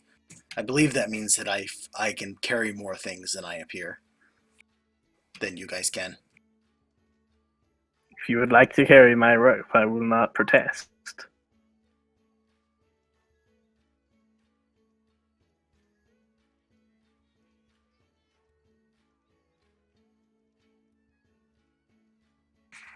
But yes, he will get a climber's kit, but a climber's kit includes a grappling hook, if I remember correctly.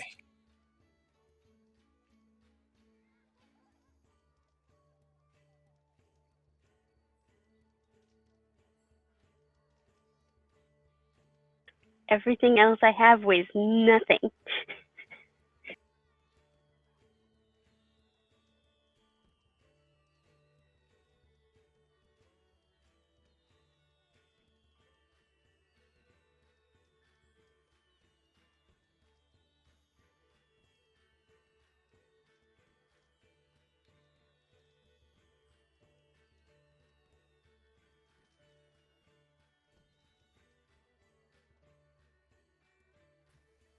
Right, so just add to your inventory and subtract money for items that you do purchase.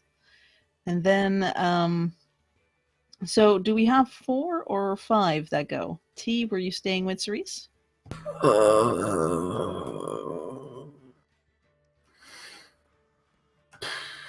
I don't know. Who's trying to ask him if everybody's going?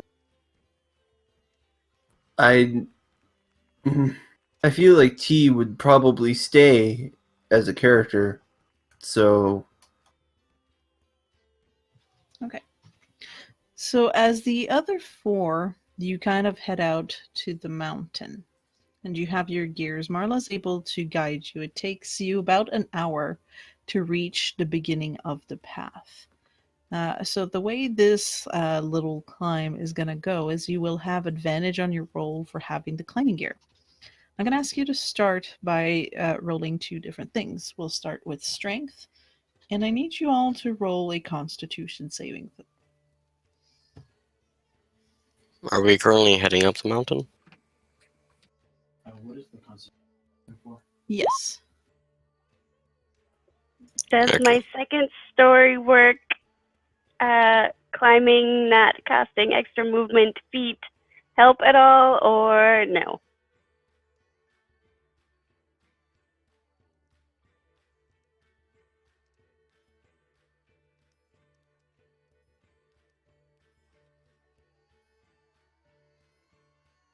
So do you also a strength check? You can use athletics if you have bonuses in it. What is the athletics for? We have to actually climb it?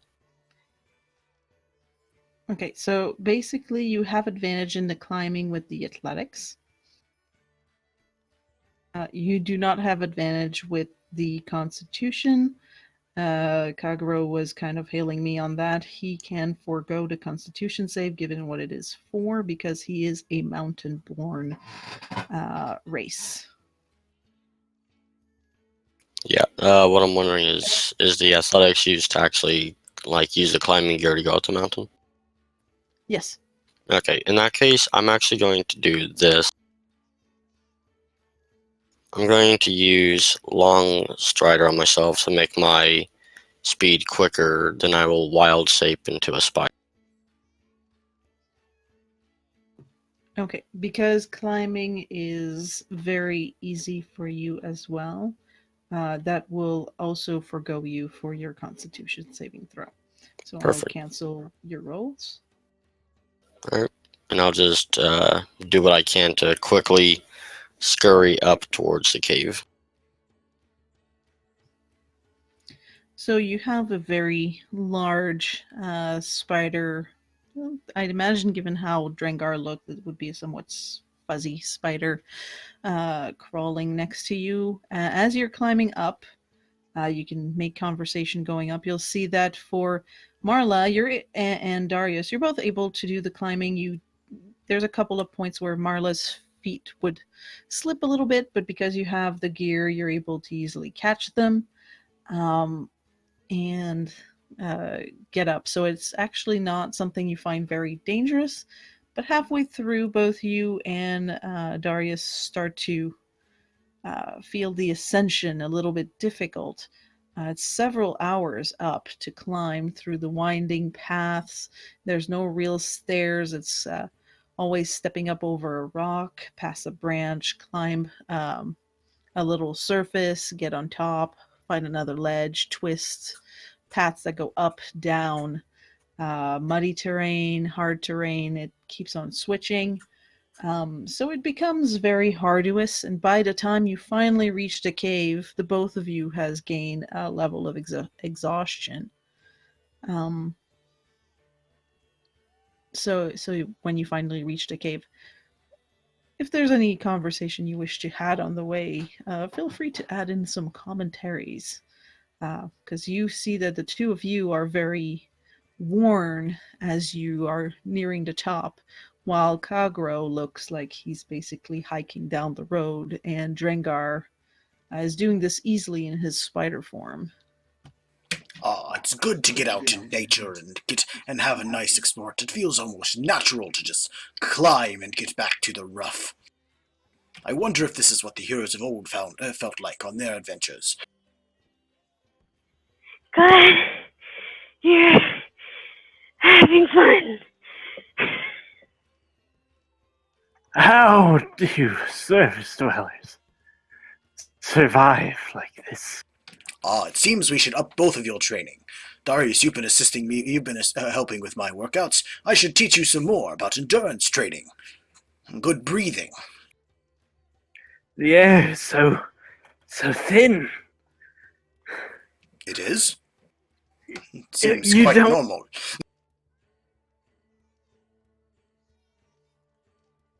How have you I kept can climb up buildings.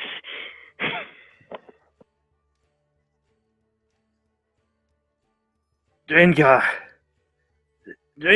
could you... You're moving fast. Maybe you could pull me along. Oh. Ooh. Actually, I wonder if I could potentially just grab Darius and sort of string him along. Just web up, bouncing along behind. Like tying a person to a car. Especially because I got long strider on, so I'm moving 10 feet faster. Never You mind. might be able to pull it off with Marla, but not Darius. Okay. Darius would be too big. Okay, I'll do it with Marla then if Marla lets me, and Kag-Ro can have Sure. Darius. Just grab on to these two little areas. Don't grip too hard; it hurts a little. Can you speak as a spider? No. So I'm just writing a.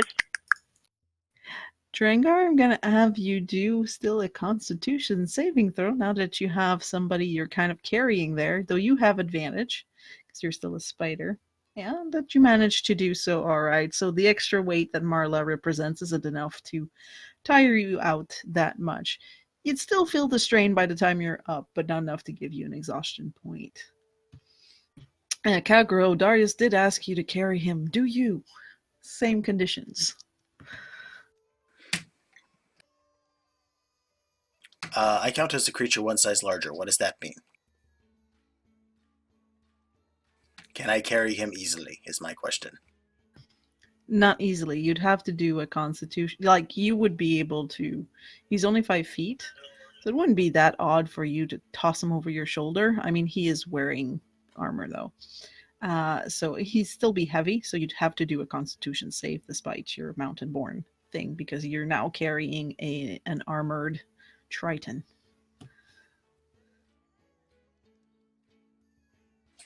I suppose I can try it, but I'm not going to do it unsafely.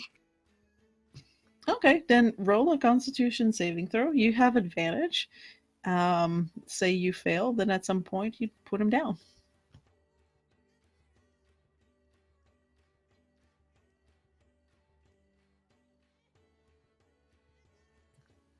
That means you'd be able to go with a 10. You'd be able to go long enough that you wouldn't make it to the cave, but you'd be able to make it long enough to save Darius the exhaustion point. So none of you will be exhausted by the time you reach the cave.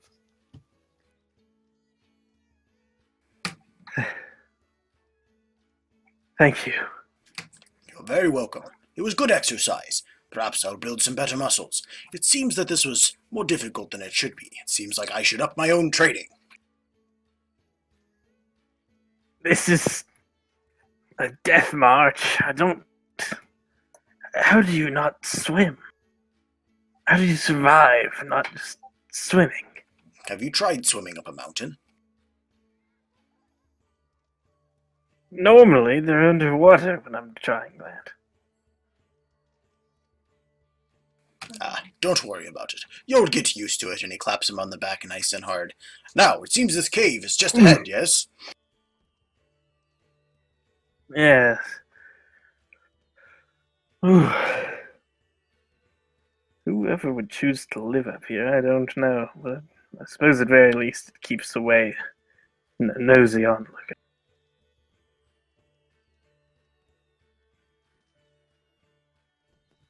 Alright, so as you reach the cave, you find there's like a little tunnel opening that bends to the right, and you can see very clearly there's some firelight coming from within. And what catches your sight as you turn that bend is an old man sitting cross-legged on the ground in front of a campfire. At the back, there's this very meager bedroll that looks like it's been there for hundreds of years, and a sack that's just set next to it.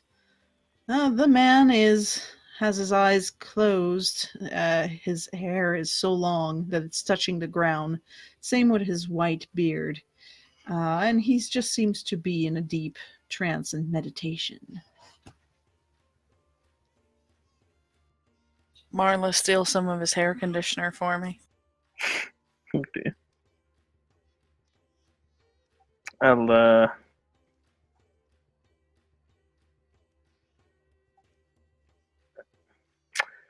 I'll call out to the old man after pinning the gray hand thing onto my armor. Halam, is that you? I believe we were sent up here to look for you, sir. I do not need company. As I am sure, and we will be quick to get out of your beard as soon as we can. We simply come asking questions in the name of the Black Staff.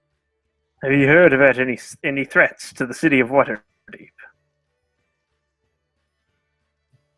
There has been many threats in history. Specify, child. Well, in recent days, have you heard of any plots to unravel the good city of Waterdeep? Specifically, Asmodeus, I would imagine. Wait. And he's gonna lift a hand up and put the other one very dramatically to his forehead as if he goes into a deep concentration and pulls out very odd signs with his free hand in the air that he starts and he kind of looks like he's doing a very bizarre kind of dance ritual while keeping his seat. His eyes don't open for a single moment. It's like, Ah, yes. I see it. Darkness, worshipped by gold. There is a trade made. In this two-sided commerce, the merchant lost. Many will pay the fee. That is all. You may leave. That's all? Nothing else? We climbed all the way up this mountain for that? I'm out of radishes. You'll give us more if we have radishes? People pilgrim here for my radishes. I'm out. Leave.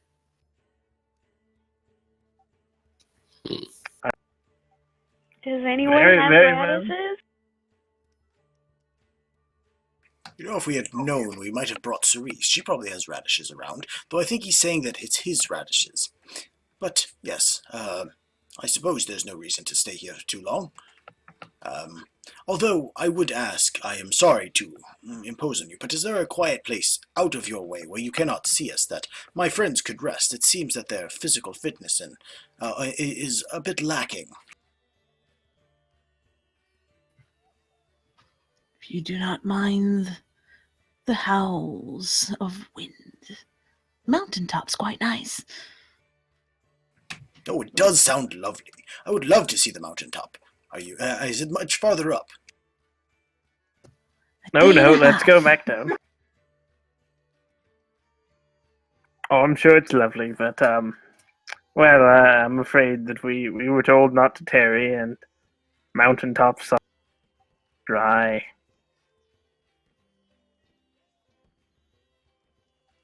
Thank you for your wisdom, oh great Halam.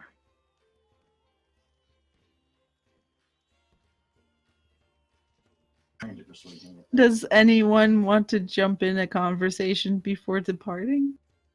Yeah, I'm gonna ask him if he said a dream was made.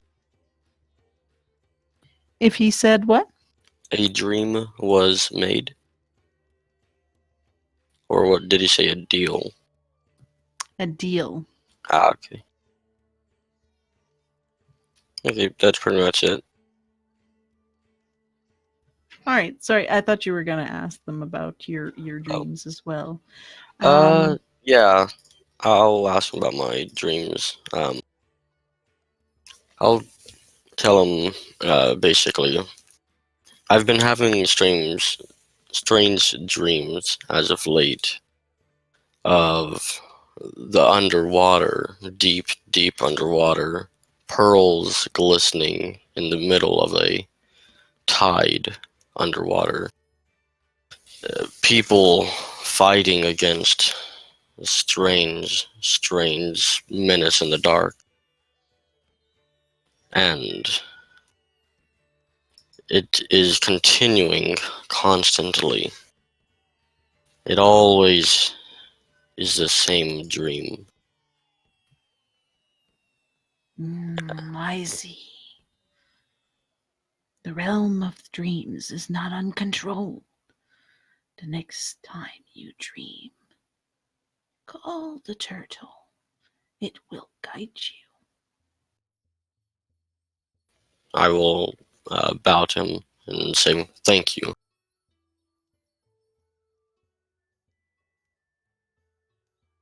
I will heed your wisdom.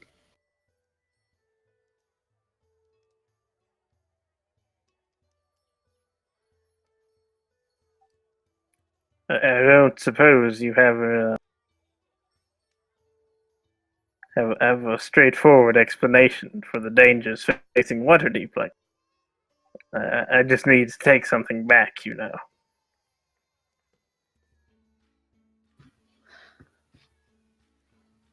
Wisdom is achieved, not given. You must figure this out.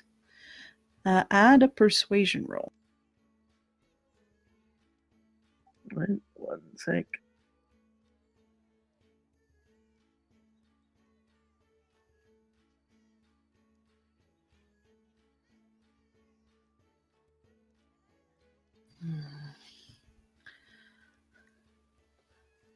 Those dark trades.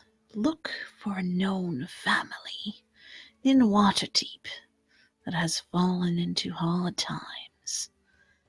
But hard times are fallen upon behind cover. Thank you.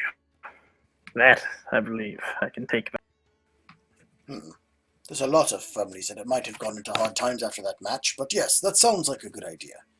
Are you sure we can't stay? Are you sure you folks don't need to rest? I would love to see the mountain while you're resting. If you insist on it, but I'm going to kind of take out the scroll that I was given and point to the part where it says not to overstay our welcome. Just, you know.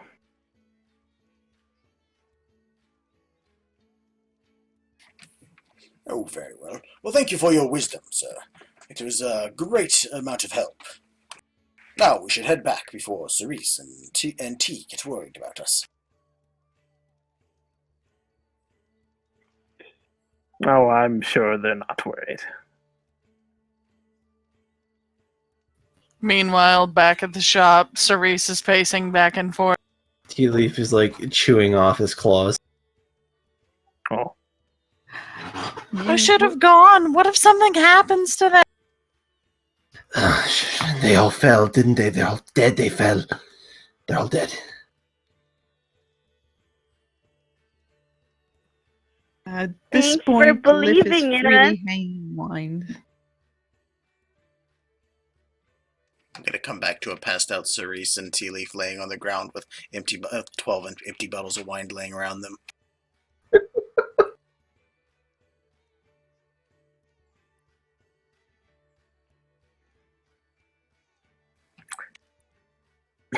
as as for the journey on the mountain, if Kag-Ro does want to go back up to the top,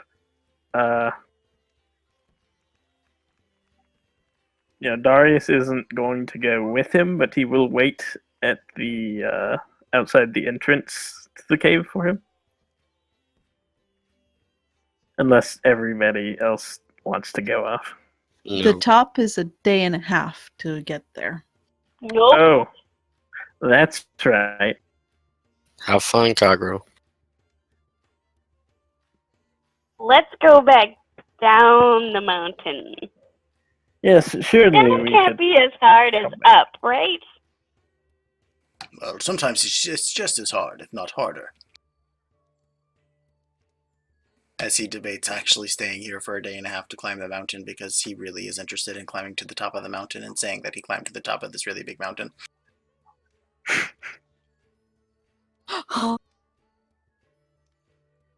Well, for those who do decide to come down, it would take you another half day to make it not only down, but all the way back to Cerise, so it's a bit shorter on the way down. You wouldn't strain nearly as hard on that path. So you'd be able to make it just a little bit after dinner. Did you say midnight? No, a little bit after dinner. Oh, okay. I was gonna say, oh no.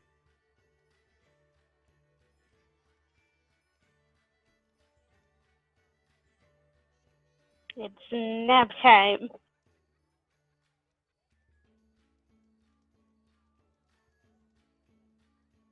When you guys get home, T is going to give each of you a hug. Oh my. Well, Aww. I missed you too, T. Kag-Ro is not here. He decided to stay at the mountain. Oh. I am Well, in unsure that what the... Sorry, go ahead.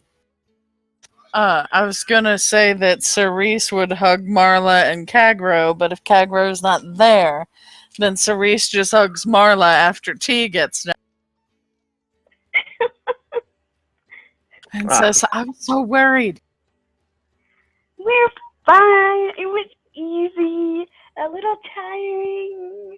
I could use some food and sleep. It was easy because you were on my back.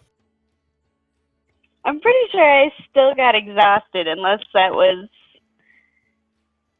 No, reversed. you would have skipped the exhaustion. It still would have been tiring because you dealt with the beginning.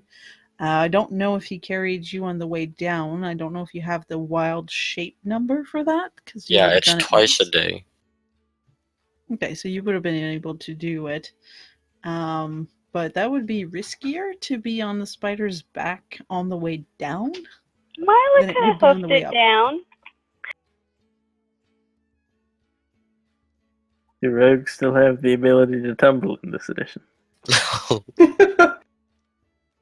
Full boulder mode. Is that... Oh, I guess that's a halfling thing, not a rogue thing. Maybe.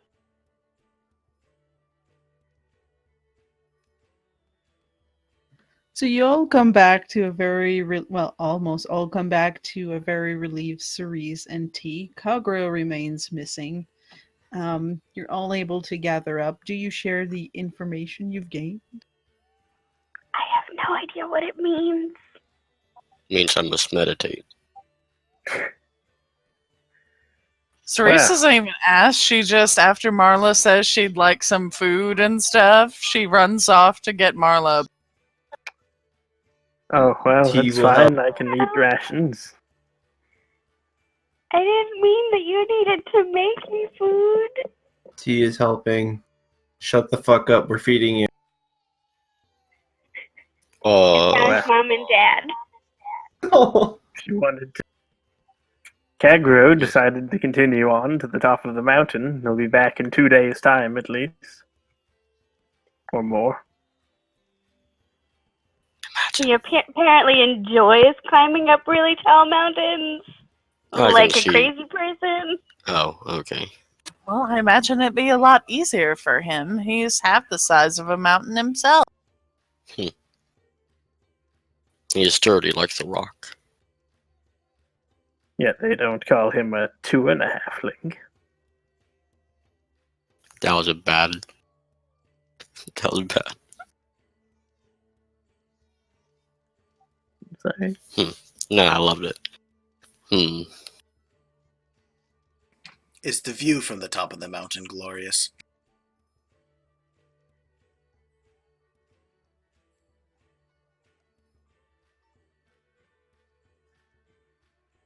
I'm trying to figure out You what can mountain see this the is. whole city from up there.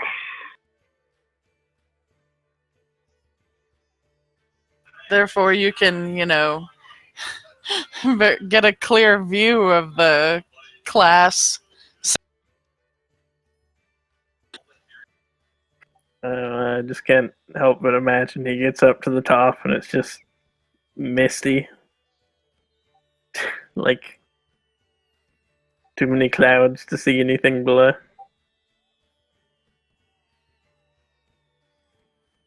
He's just like, beautiful.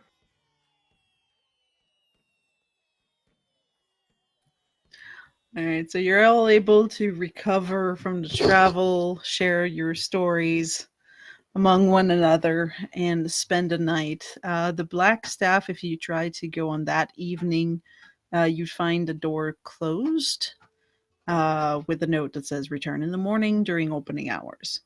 So if you go the next day, Darius, I assume you do? Yes, I do. You'll be welcomed by the guard who will bring you to one of the scribe of the Black Staff. You'll find this young, curly, redhead woman behind the desk, and she will take word for word what you give her. I'm going to ask you to roll a history check to see how well you remember what was told to you. Oh no. Oh dear. I will permit you to forego it if you want to go from your own memory. Okay. Wouldn't you have written it down? Good grief. Not when it goes at that. I didn't bring paper.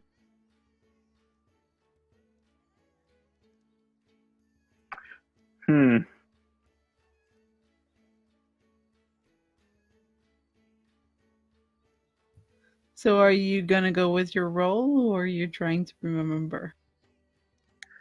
I'm gonna go with my memory for. Oh no, I'm gonna go with the roll for this one. Sorry. I'm sorry.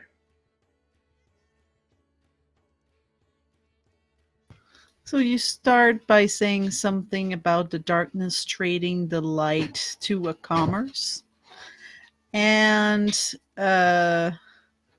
but you convey properly the part about one of the known families of Waterdeep having gone through some hard time, but dark times encountered under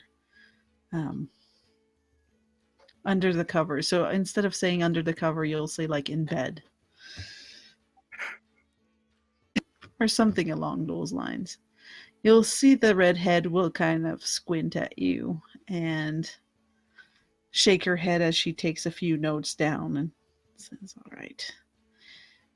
You did your part of the mission, laddie, but that doesn't make any sense. That old man's crazier every year. I'll bring that to the staff. She might be able to figure some of this out. We'll let you know. For now, we'll call on you again when we need you. And he'll bow and say, "Very well. I shall await my next orders then." She'll actually give you a polite bow in return. You also get a pay when you do a service for the Black Staff, and she'll hand you a gold piece. Thank you.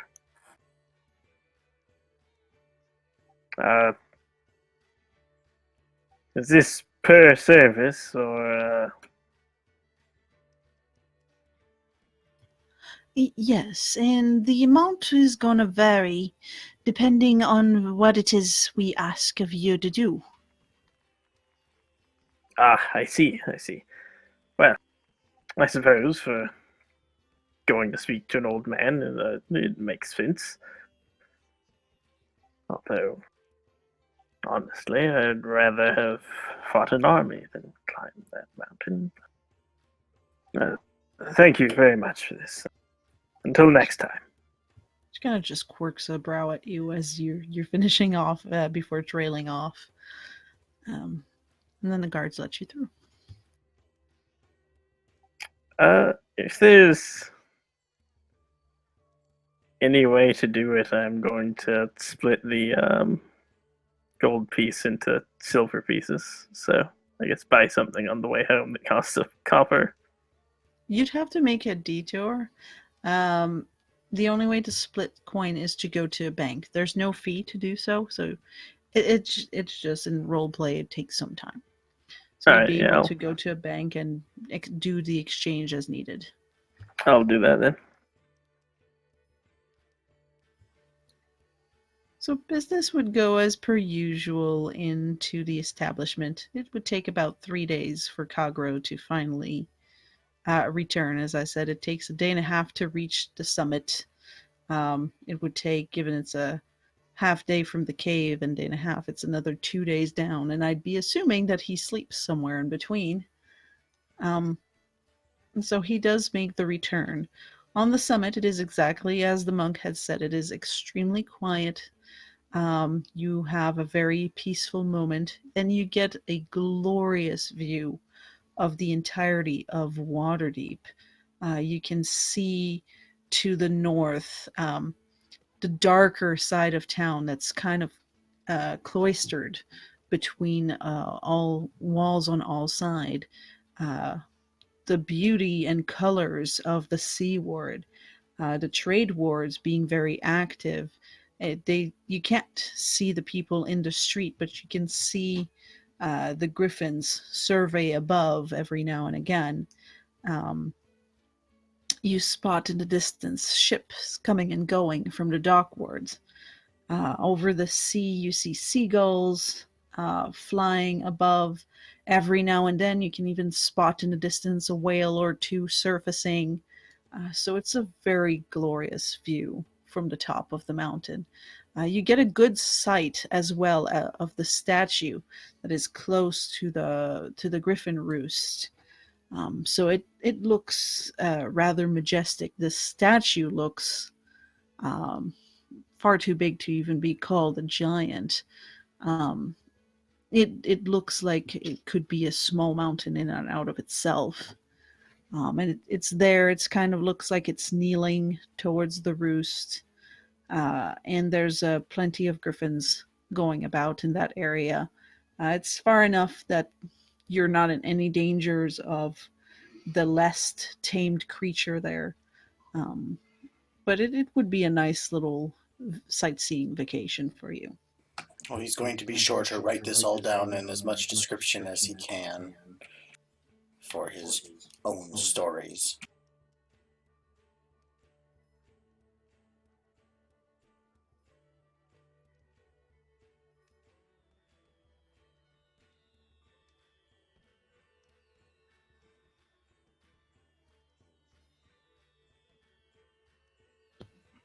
All right, so you'll all see him return. You've all had time to keep busy with the tap room. It would have gotten busier and busier every day as the word gets around of where the pie shop has headed. Not to mention after the game, all of the attention there would have drawn people in. There's even been rumors of the ritual where odd noise had come from when you banished that odd Asmodeus shadow. Which, of course, rumors of odd goings on just draw more of a clientele. And there's a few people that keep on saying they swear that at some point they saw a glass levitate. So people are just very eager to come by and see the place. Volo tried to come on a couple of occasions, but Lif was still not ready to see him. So after giving him an ale shower or two, Volo would give up and leave. So it's been keeping busy for that time. Is there anything that the group wants to share when Kag-Ro returns? I give him a fucking massive hug.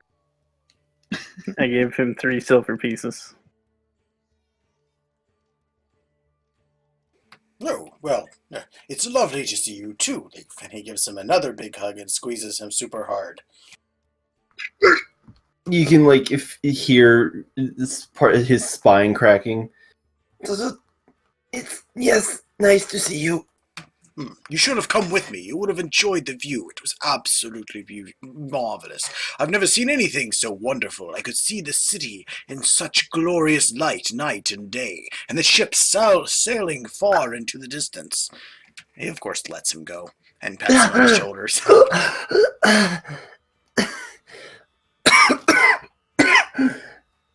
Yes, must have been. Very nice view. Perhaps you can come another time when we're not so busy. I'd be glad to climb back up there again. It's so serene. Yeah. What's that? You say what's Cerise that? calls from the kitchen. Do you say what's Yeah, that? you said serene, and she's in the kitchen, and it's busy, so it sounds like you almost said her voice. I mean her name, not her voice. That would be really weird. He shouts back, "Oh, it's nothing. I'm back from my venture atop the great mountain." That's wonderful! Why did you stay? I was worried. Well, it was quite beautiful. Perhaps when there's less things going on, I can bring you up there as well. It's a wonderful view. You'd quite enjoy it.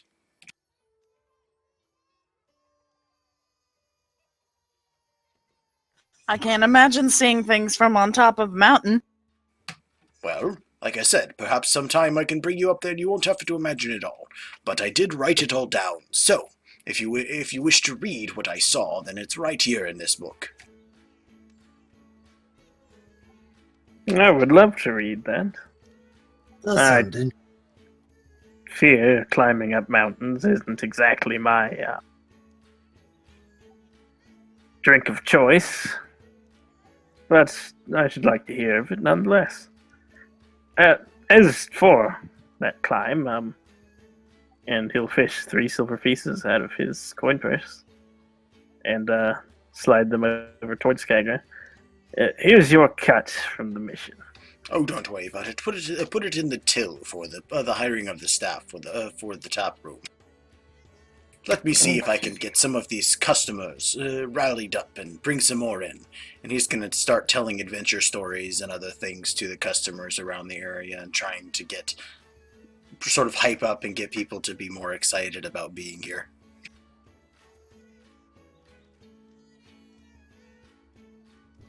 So the evening goes with several of the customers eagerly listening to Kag-Ro, though you notice that, like with almost everything, it never pleases 100% of the crowd. So there's a few people who roll their eyes, hurry their lunch, and just pay and leave. But the majority would stay to listen. It quiets down, it calms, and as you're cleaning up upon closure, you're disrupted by hearing a very loud bang noise coming from the outside.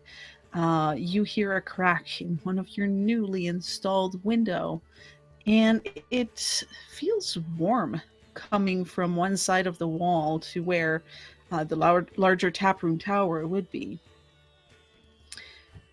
You're all having like a small reflex to squint for a time as a very bright yellowish orange light just pours in through every entryway, every window. And you hear the sounds of scream starting to snowball from the source of that large bang on the outside. If any of you goes to investigate and looks out the window, you see that in the street Several of the buildings around you have light fires going on them.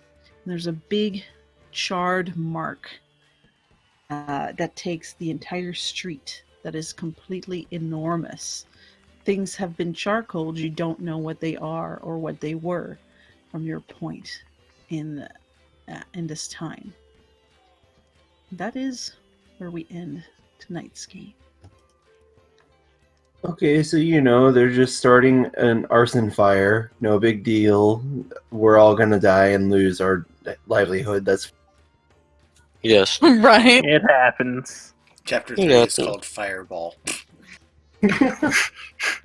whoops. It'd be like that. We are entering officially the third chapter of this adventure. Hurrah! Yay! How many chapters are there? 4. Wow. Oh, goodness. Lazing on through. Well, it's only Jesus, a 1 to 5, so. Huh. Indeed. Blazing is right. Oh, snap. Speaking of which, TeaLeaf is probably looking real traumatized right now. Haven't I had enough of fire yet? You really have. Nope. Ugh. The gods disagree.